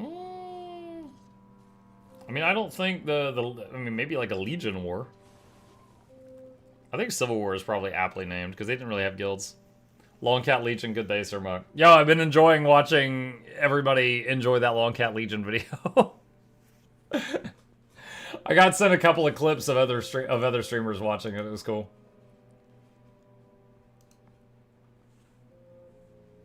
Yeah,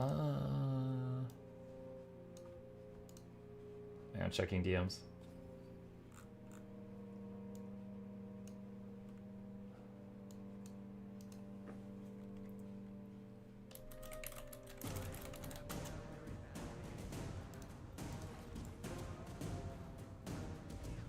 Here it comes. Get your tails in action. Move. Joko ended the Guild Wars. I don't even know if you're actually joking or not.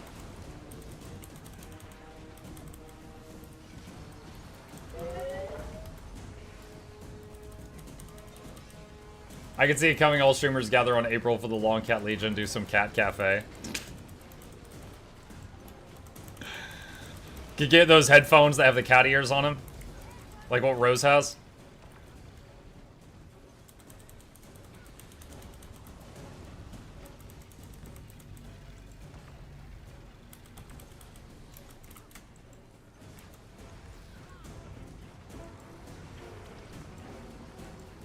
Oh my god, dude, I'm lagging so bad. I had to hit my Unleash button 4 times for it to move Unleash from pet to me.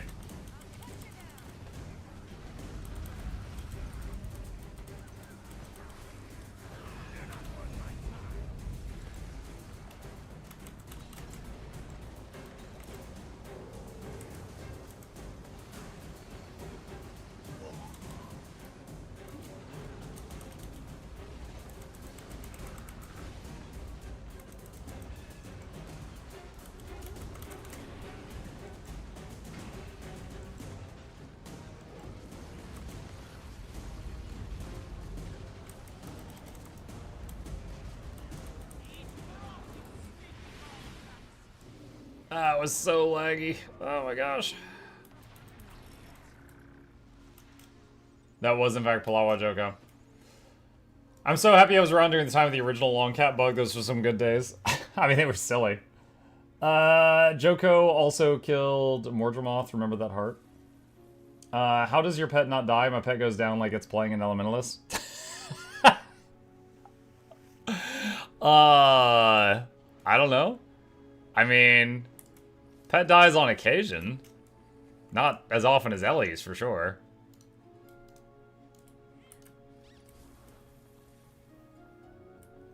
I think tomorrow will be Paragon, Evoker, and Antiquary. Could be. Let's see. If they leave Engineer and Revenant for the last week, we won't know anything for a week. Yeah, we are very in the dark on those two. We are very in the dark on Engie. A lot of people guessing Nuclear Physicist Engineer. Revenant? I haven't seen any good ideas for what Revenant might be with that icon.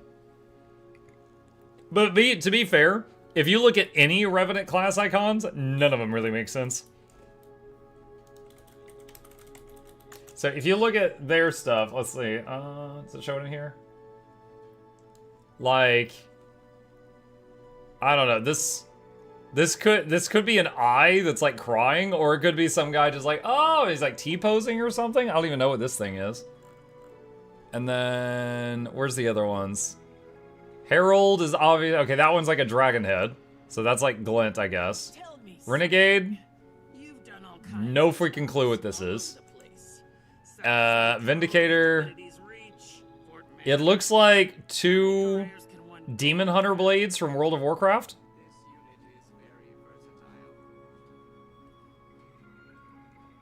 Yeah, I don't know. Maybe an eye with makeup around it. That's a helmet? That is not a helmet.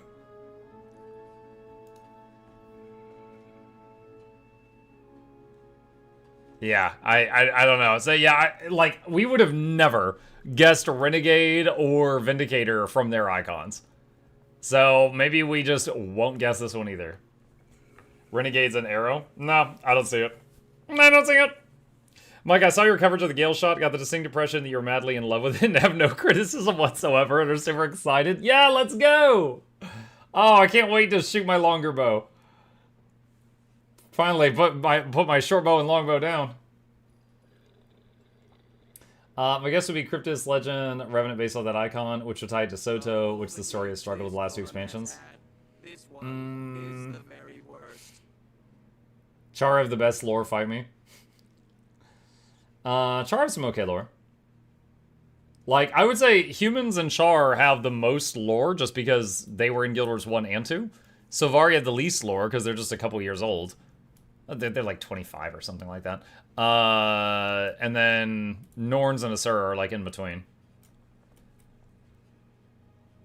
You could have a melee part of the build and you have Gale Shot if that works.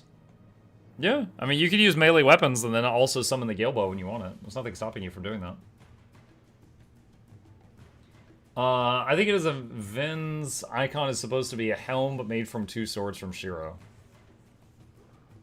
Okay. Asura best lore, just dwarves, but smart.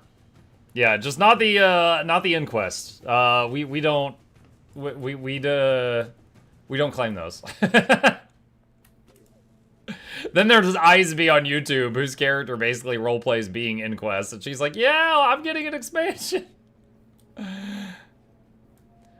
It's now 37 years since Sylvari. Okay, they're 37 now. Does that mean Kaith is 37 years old? She was the firstborn, right? So I'm wondering if she's as old as the oldest ones.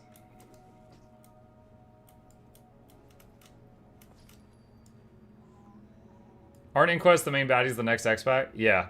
Well, we know that they're one of the baddies. I don't know if they're the main baddie. Like, you know, Living World Season 4, for example, had Balthazar, Kraukatoric, and Joko. Well, Path of Fire in Living World Season 4. So, we know Inquest were the antagonists in the trailer.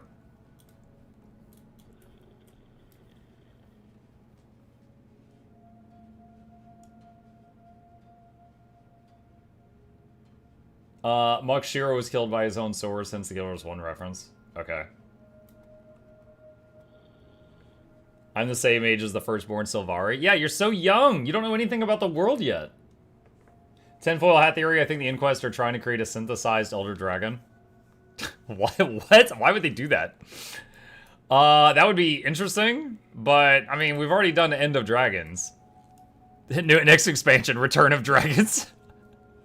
Like, no. Why are you doing that? Jurassic Park. Yeah, we're never going back to Dinosaur Island. Next movie. So we went back to Dinosaur Island. Inquest using generative AI to create Elder Dragons. Oh no. Commander, they're marching on the Titan. You should head that way.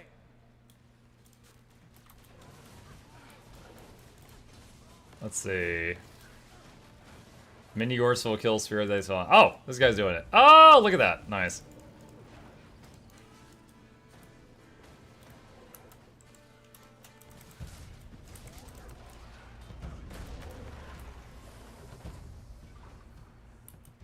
I was making hilarious comments about Guild Wars and stuff, and Muck was never commenting. Guess I was watching on YouTube. They get ignored as usual, plebs. What's up, Keemlar? I comment on all your comments. You just weren't paying attention.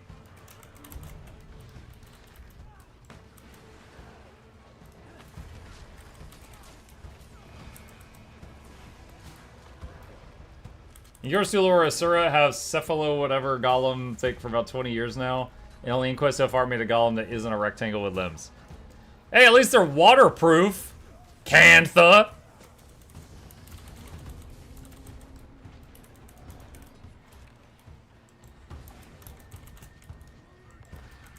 If I use my my racial elite and summon a golem, it works in the water.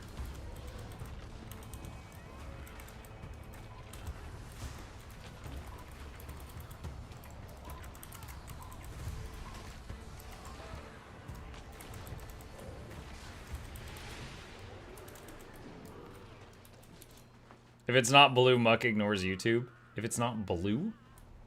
I still feel robbed from more Norn lore and Icebrood Saga. I mean, Bram was like the main character of Icebrood Saga, so you had him. There was some Char too, I guess, but it was mostly Bram.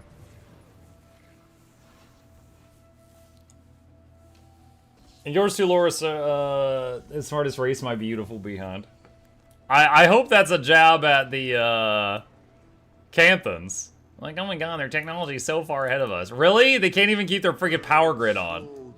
Their golems die in water. I don't know that they're that far ahead.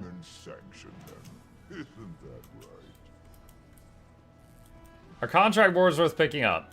If you plan on playing the game very long term, they can be. And they're fun. But if you're looking at just like gold spent versus gold return per day, how long does it take to pay for itself? It does take a long time. As a Norn player, we do not claim Bram.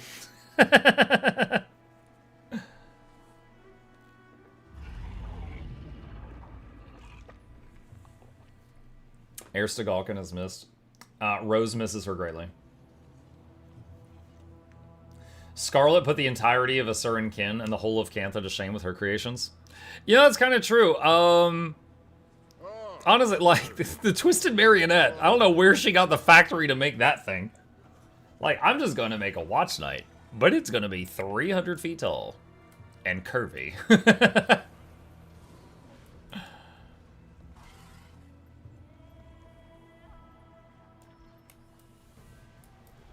Reminds me of that one video where someone showed the best tech and it just showed that everything Jade had Asura better. That was Eisbee. E-I-S-B-E-E. She's a content creator on YouTube. Yeah, everything that the Cantha has, the Asura have it also. Except power outage problems.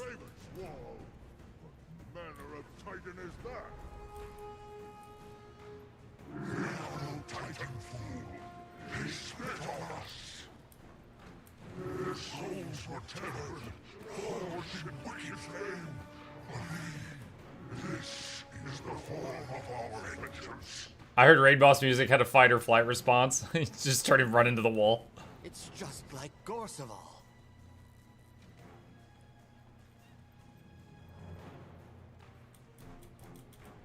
Magic is cascading from it.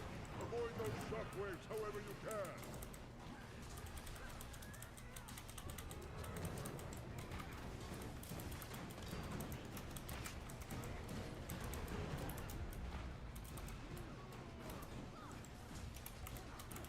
I always die instantly when that music starts.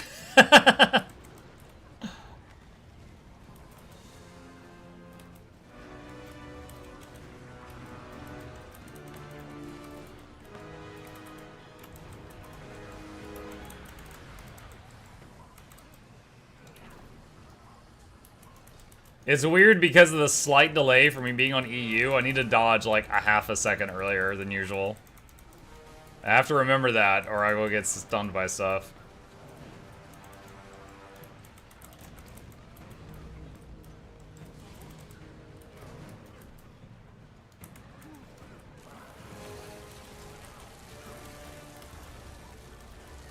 That one I mistimed.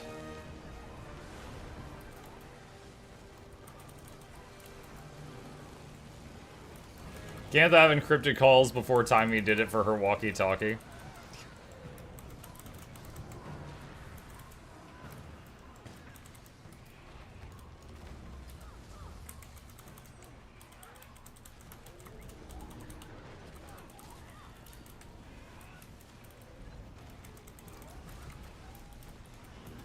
Just gonna AoE res those two in the puddle.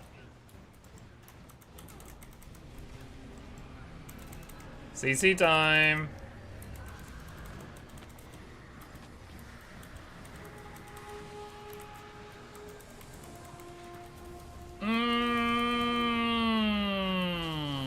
Wow.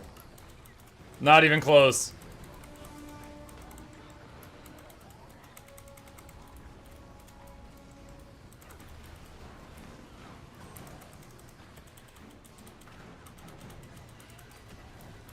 Hold on, I need another table.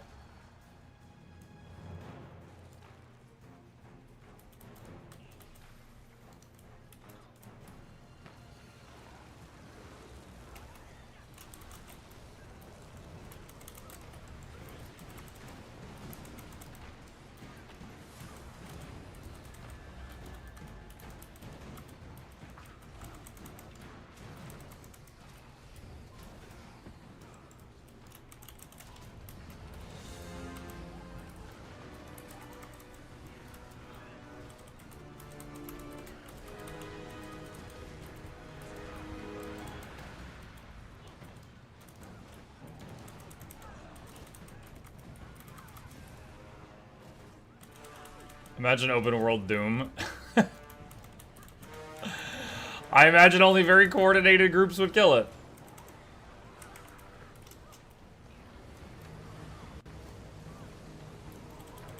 Mux, what if Revenants get the ability to channel Snaf? I joked about that on Twitter the other day. I said, what if the last two classes we don't know anything about just traded? So the engineers are like, yo, I invented ghost busting equipment. I can control spirits now. And then Revenants were like, yo, I'm channeling the spirit of Snaf, a great Chronomancer. I'm now a better engineer. Like, honestly, I just think it would be funny for all the engineer and Rev mains to be like, yo, what the hell? To play the thing I want, I gotta swap classes.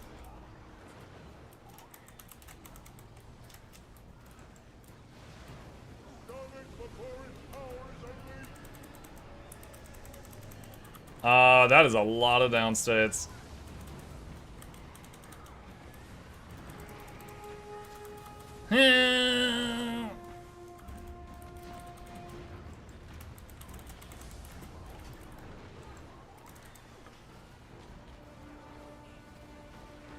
Is this not Corsival, the first boss of the Bavanisos meta? Correct. Really the only boss of the meta, but he's at the beginning, not the end, which is a bit odd.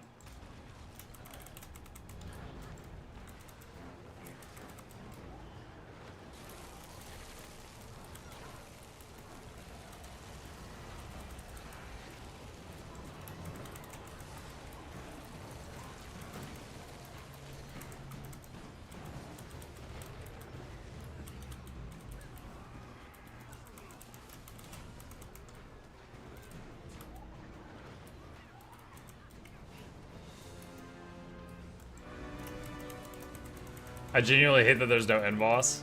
I don't hate it, but it is weird.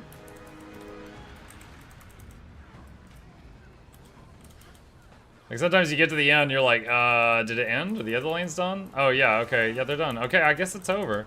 You know, it does have a very kind of balloon deflating ending. Oh, that's not fair. The ring was underground.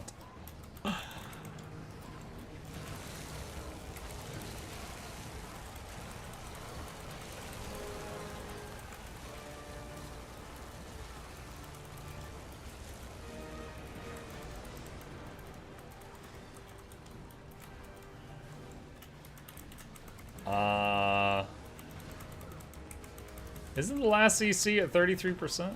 Or maybe it's 25. Maybe I'm misremembering. Find out in a second. There it is. Okay.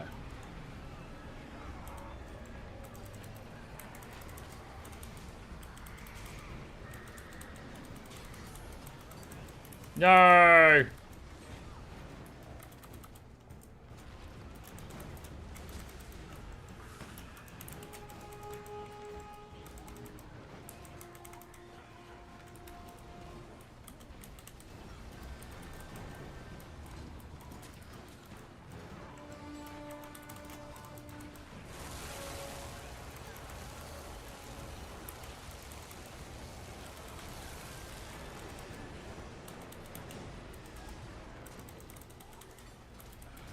Honestly, cephalolithophatic golems are mostly made from stone and vegetation, ergo natural materials. That could technically be Ranger's cup of tea.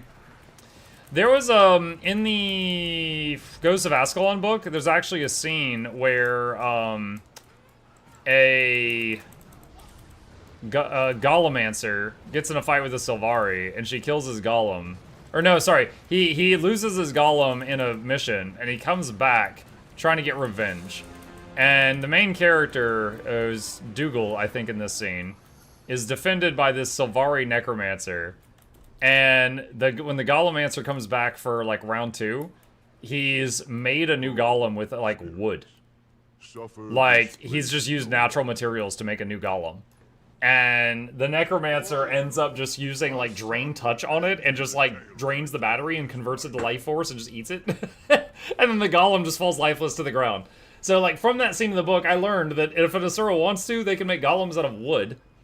And 2, that Sylvari can... Oh, sorry, not Sylvari. Necromancers can drain golem batteries as if they're life force.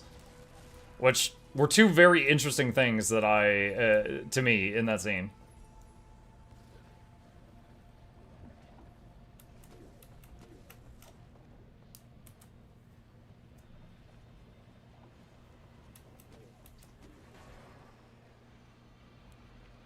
Not a bad lore idea would be Saul, since a lot of players haven't done raids or heard his story, and his lore goes all the way to Gore's 1.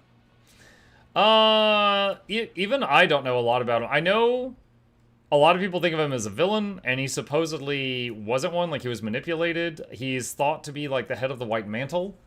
He was a gambler and had a bunch of debts or something that was used against him. But there's a lot of holes in what I know on Saul. I would have to sit down with the wiki page open for a time to fill that in.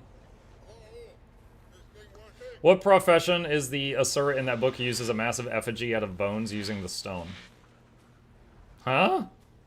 Massive effigy out of bones.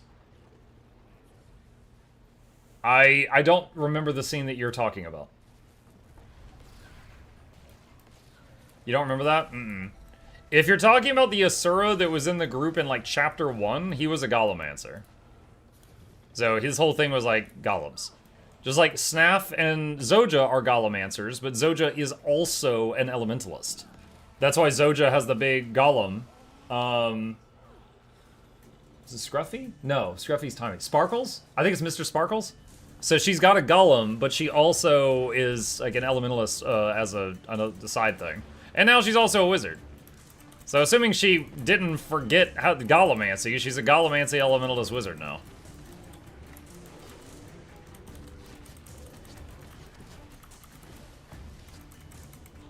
That was towards the end. Oh, okay. I don't remember. I do not remember Giant Bone thing.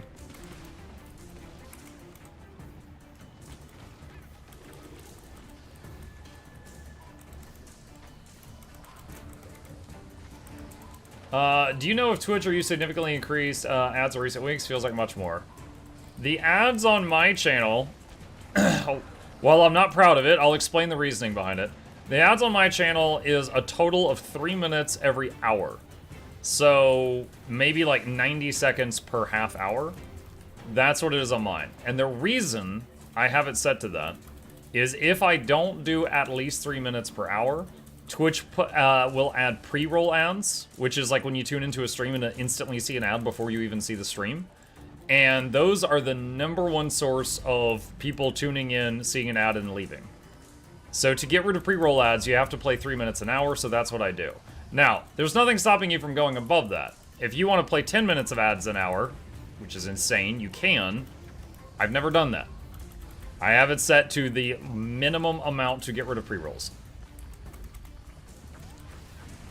Muck, the Ritualist picture and the green Asura look like a stand from JoJo. You thought it was a Ritualist, but it was me, Dio.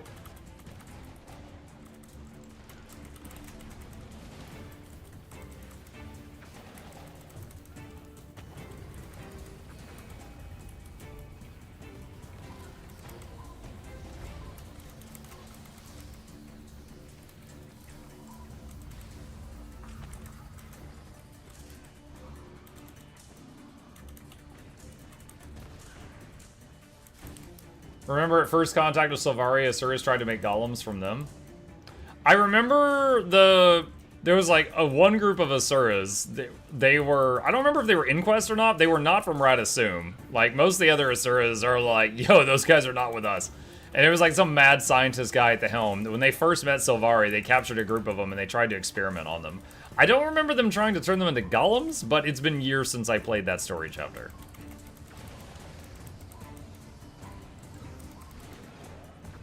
But it was like that base, like in the top right of Metrica Province, I think it was. I think that's where it happened. Geneva suggestions? Yeah, Geneva suggestions. Muk, can you summarize Soto and Janthier before the next X-Pack? Sure. Soto, Commander Board. What does he do with time? Find out about secret enemy plot to end the world. Investigate plot.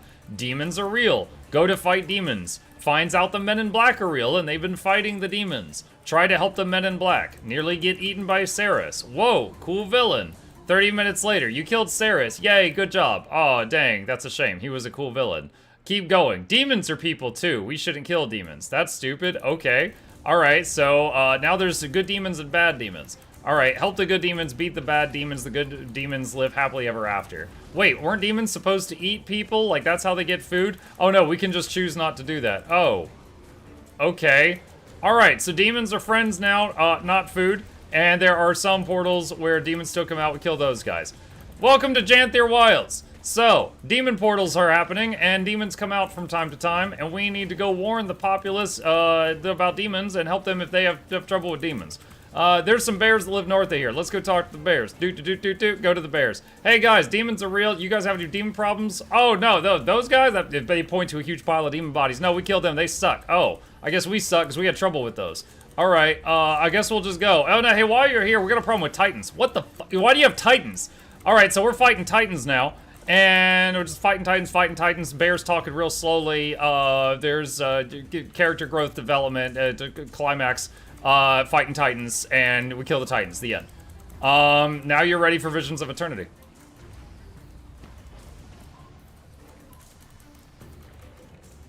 I don't know how to go from here. I don't know where to go from here.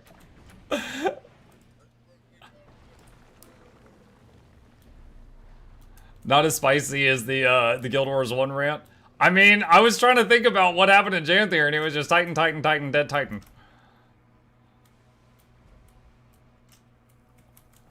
Now you're ready for VOE. Click my referral link. That's right.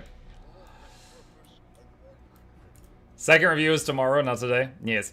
You forgot the fart noise. Oh yeah, we learned how to pull spears out of the water. Dude, I'll never forget my kid when I told him we were learning how to use land spears in Janthier Wilds from the bears. He goes, take it out of the water and stick them with the pointy end. And I was like, well, I mean, you're not wrong. Friggin' 10-year-old mockery.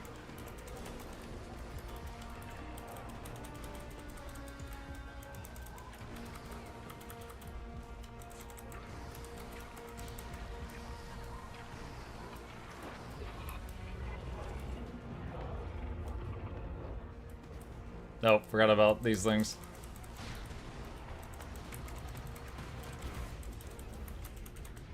Don't forget how to use other elite spec weapons, we just believe. Yeah. Heart of the cards.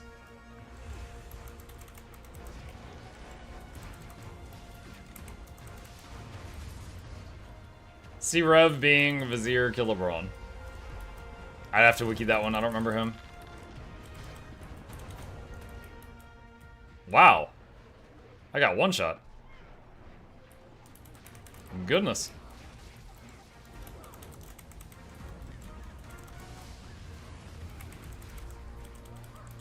24k health, not enough.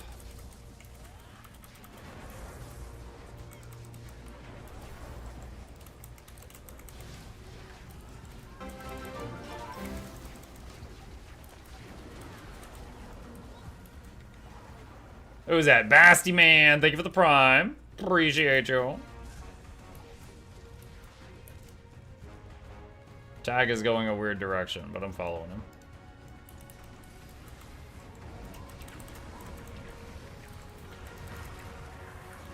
Is 42k hit points on my Guardian enough? How'd you get 42k on your Guardian? Like pure Vitality armor? Guardians have like the lowest base HE of any class.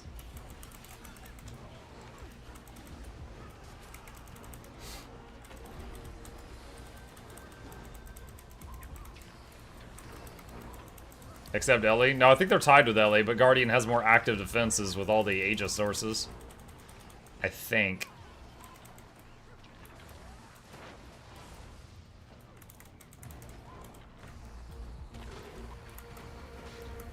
Boom!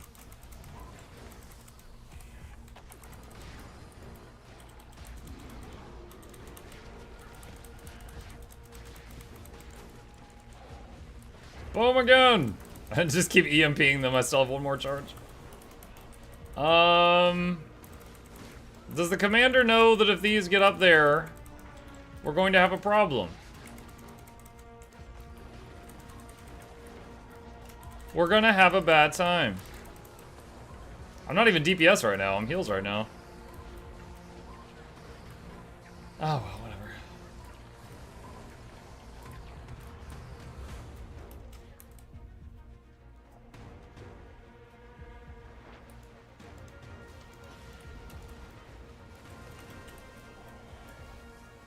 Hey, we res.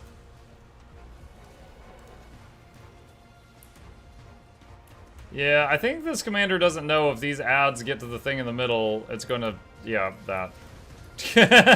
Yeah, that.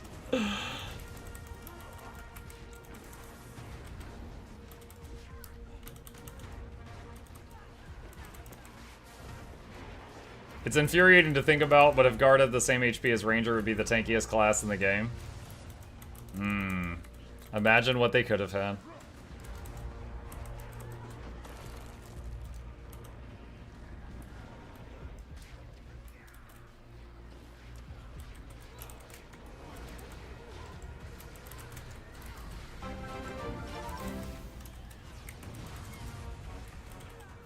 Love the one guy here on the turtle just stomping. Imagine if Guardian had Necro HP. Imagine if they had Ranger Bear with trait HP. 85k. God walking amongst mere mortals.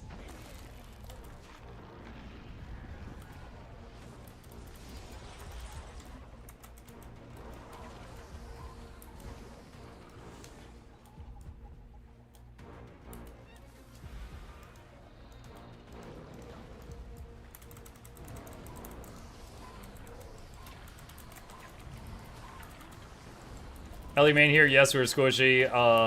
Hubs who play Necro just tells me to send in the minions all the time, especially when I go downstate.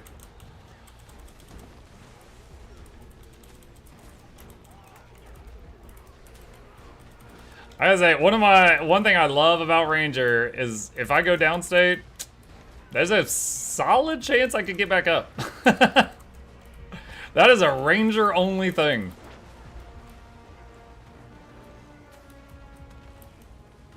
And I like it.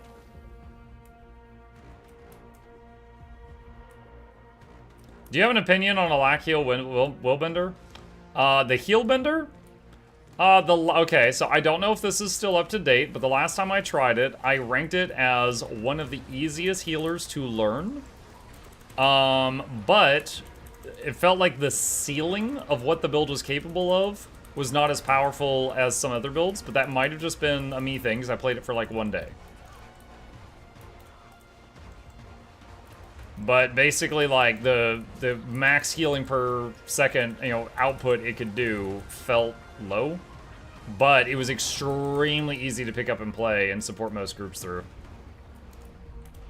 I'm just got AoE res here, get 4 people. Boom. Okay, it's up to them now.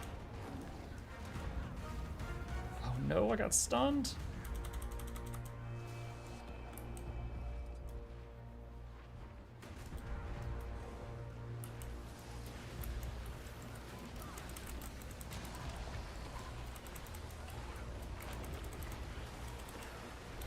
Is there a way to not use the Jadebot Revive when downstate in case you want to save it for later? No, there's not. I have said the same thing. I agree with you. I wish it was a separate button. Jadebot's like, you're gonna take my help, and you're gonna like it!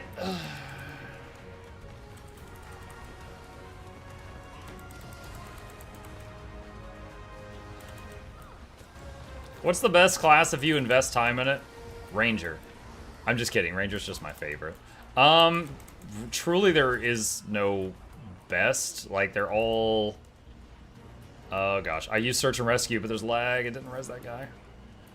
Every class has viable builds at endgame for every game mode.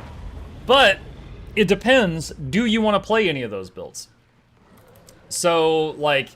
You know, you could look up some builds for endgame and look at how they play and be like, I don't have any interest in that. Or like, oh, that looks good. Let me give you an example. Core Engineer kind of bores me. I love playing Scrapper and Mechanist, which a Core Engineer can turn into. I really enjoy those. So there, you know, that's an example of a character that might not have appealed to me right out the gate, but at endgame, I do quite enjoy it. But there is no build where it's like, oh, yeah, thieves are terrible at endgame. People don't let thieves join their groups. Like, that's not a thing. That is not a thing.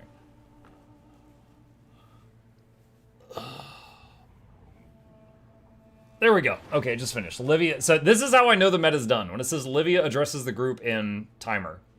And it's like always, you know, really quiet when that happens. Alright. Last squad, GG. Let's see. Alright. What makes you not like certain specs you don't usually play? For example, I've rarely seen you play any heavy spec, some medium, and most light specs. I mean, my three favorite things to play are Engineer, Ranger, and Necromancer. That's 2 medium and 1 light. I don't really think the armor has anything to do with it. It's just... Those I like those. There are 2 things I really like doing. Either an important role that a group just needs one of. So that's like Alack or Quickness or Healing. Or being a pet build. I enjoy that. Which is Mechanist or Ranger or Necrominions. So, for example, I really wanted to get into Renegade. Because, I liked Ritualist in Guild Wars 1. And Renegade is kind of ritualisty with the way it summons the spirits, but then after you play it for 5 minutes, you're like, wow, this is nothing like Guild Wars 1 Ret. It's nothing. And so I tried it, and I really didn't care for it. Warrior, not really a big thing. I would say, like, I could... If it wasn't... I don't know. My biggest beef with Guardian is that it's Anet's favorite child. You know? It's like the bully at school that, you know, they constantly poke at you, and then, like, you fight back one time, and you get seen, and you get in trouble, even though they picked on you, like, 30 times. Like, that's Guardian. So, Guardian, the main thing I dislike about it is it feels like it's OP. And it's like, if I play it, I'm like, oh, man, I'm only doing good right now, because this thing is busted. I want to play the underdog, and then I want to do good while playing the underdog. So, that's it. That's my reasons for those. If Renegade with the spirits was, like, more involved in the spirits, I'd probably really enjoy it. But it just, the way that it turned out, I wasn't really a fan. Monk, why do you have a problem with Hollowsmith? It's not that I have a problem with it, I just don't enjoy it. Class fantasy-wise, Hollowsmith is basically Mesmer. They make solid things out of light and use them. But it's doing it with technology instead of with magic. And it has the overheat mechanic, where you heat up, sometimes take damage. It's the only class mechanic where if you play it poorly enough, you kill yourself with your own mechanic. So yeah, you burn if you get too high on overheat. And you're trying to keep your heat meter at just like the right levels for maximum output and stuff like that. I don't know. I just don't enjoy the gameplay of it. You know, I've done some videos where I dabbled in Hollowsmith. It just wasn't my thing. It just wasn't my thing. How do you like the Gale Force Elite spec so far? Isn't it just better Core Ranger? Yeah, it is. It's an archer. It's an archer, but instead of like buffing longbow or buffing shortbow, they made a longer bow. So now we're gonna have 3 bows. And I'm not real big on that, but I know that there is a lot of people in the community that are super hyped to have a dedicated Ranger build, and they're very excited. So, you know, fine. But if you're just asking for me personally, no, I'm not hype about it because I wish that I had gotten a new way to play the game, which most Elite Specs provide a new way to play the game. And instead, we just got bow, but bowier. Like, literally, the entire build could have just been like a longbow update. But they made it a whole build, so now we're not getting another build. So I'm not fond of that, no. Do you think Gale Shot will be able to pylon kite in Wing 7? Pylon kiting, the main thing is your sustain, right? You got to have a bit of damage and sustain and the ability to, what, teleport out and catch those orbs? So, teleport, you might be able to use it with Whirlwind, maybe? Because you remember that trait, it's getting that skill called Whirlwind where you kind of like leap and spin to a location and it has ammo, so you could like leap out, leap back. That might be able to handle the orb pickup. The question is going to be the sustain.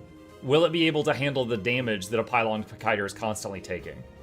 Now, I haven't done Wing 7 in years. My dated knowledge on Wing 7 is that it was often done by lifesteal Deadeyes, I think, and Scourges that would just have lifesteal on hit to offset all the damage that they were taking. It's a bow kit, so it won't even use fancy princess skins. Yeah, it's not going to use any skins. Every Gale Shot will have the same Gale Bow. Pylon these days is usually Virtuoso, Scourge, or Deadeye. Okay, so add Virtuoso onto what I knew. Relic of Zakiros on Deadeye makes it stupid easy these days. Zakiros, what is that one?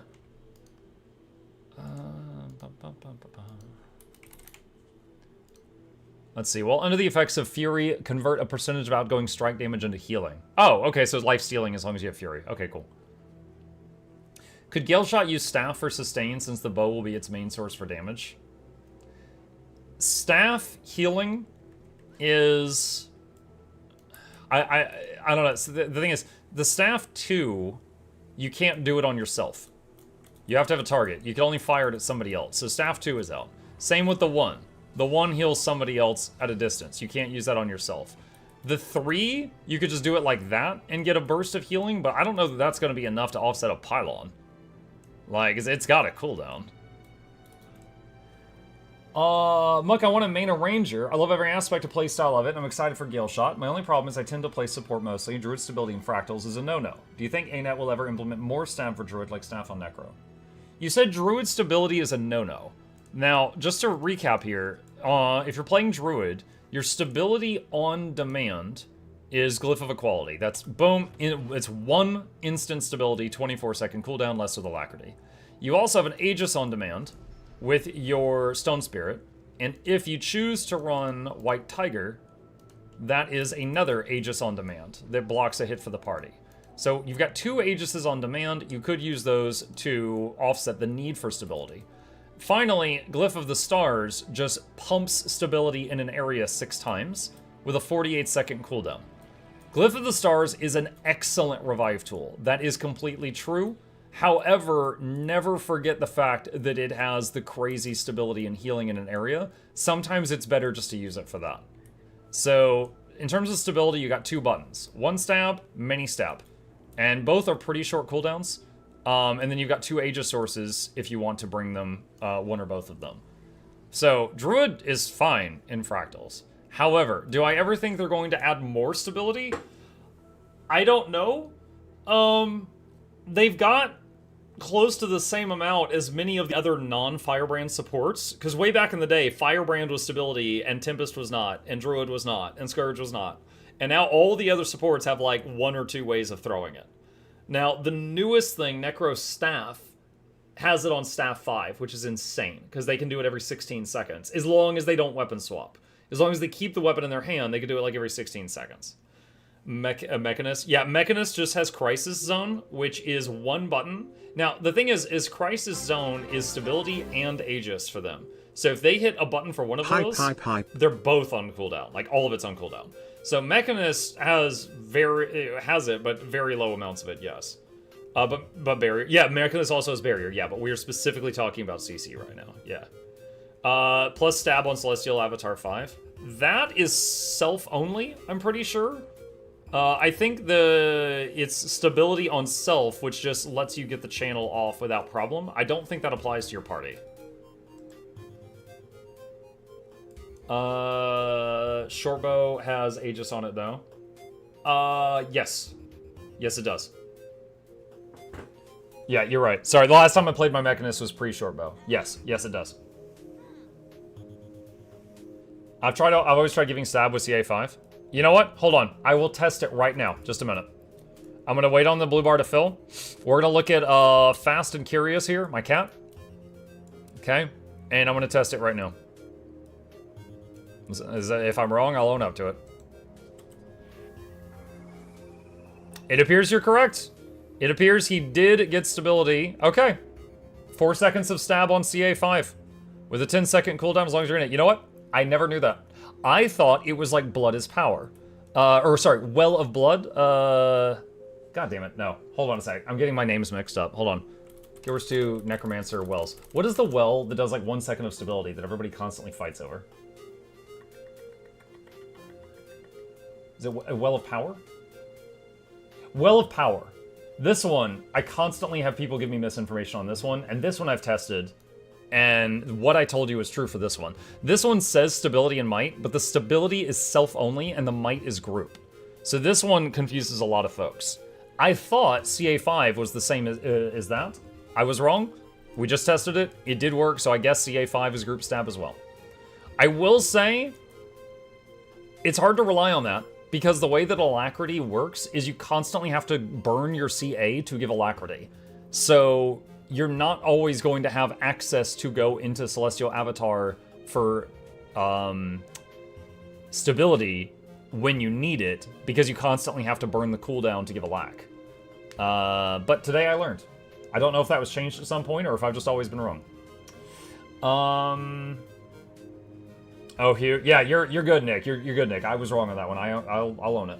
I can't remember. I thought you were right, and I was learning something new. Yeah, you know, I'm constantly curious. What is that? Natural convergence. I'm gonna see if they ever changed it or if it was just always this way. Let's see. I'm looking at the history here. Let's add to the game. So let's grace the land. Grace the land. Trait now grants might to allies every pulse. Reduce immobility sacks from 5 to 4 and increase. Wait a minute. Hold on. Wait. Hold on a sec. I just realized there's something wrong with my test. I have a trait in nature magic that when I gain a boon, my pet gains a boon. I can't test this with my pet. I gotta find another player. Hold on a second. Okay, here's another person. 1 sec. Ah! It doesn't! I was right the first time. I take back my apology. I'm never wrong.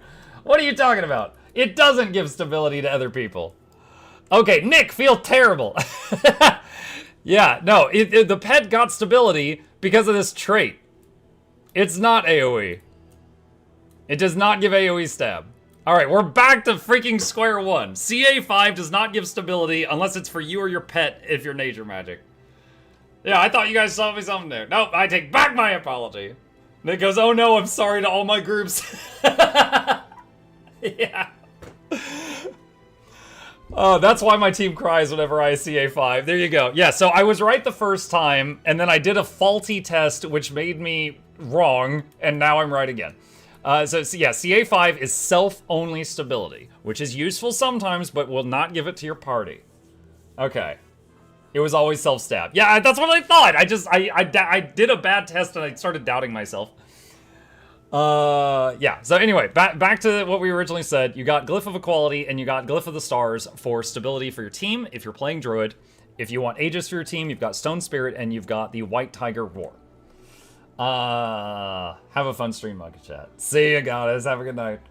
It's kind of useless anyway. It's at the end of a long channel. I think it's at the beginning. Hold on. So I'm in CA and click.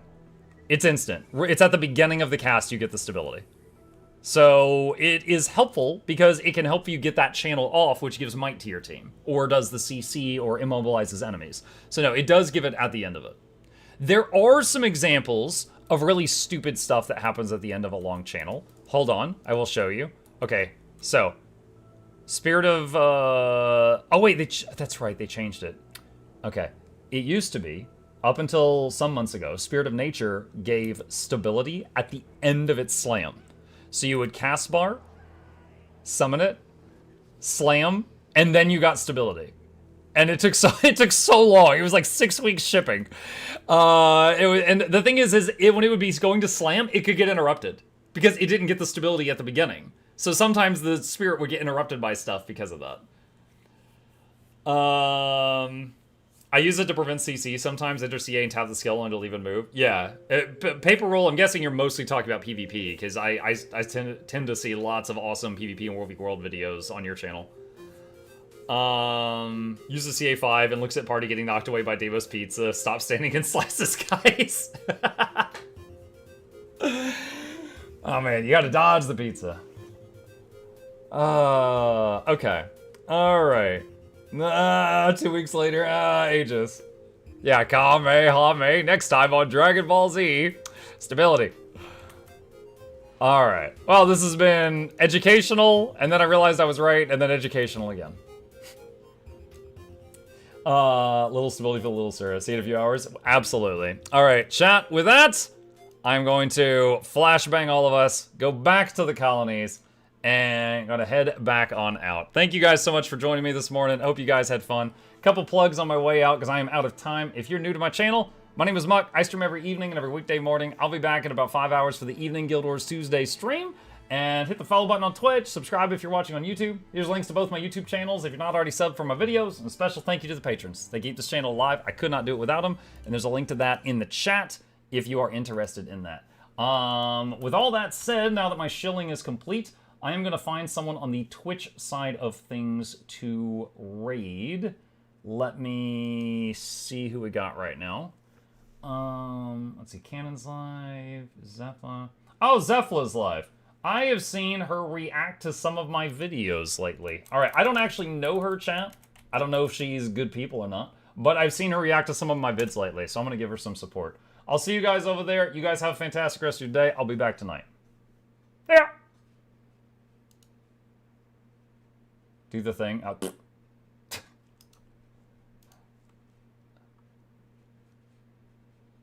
Victims and find out what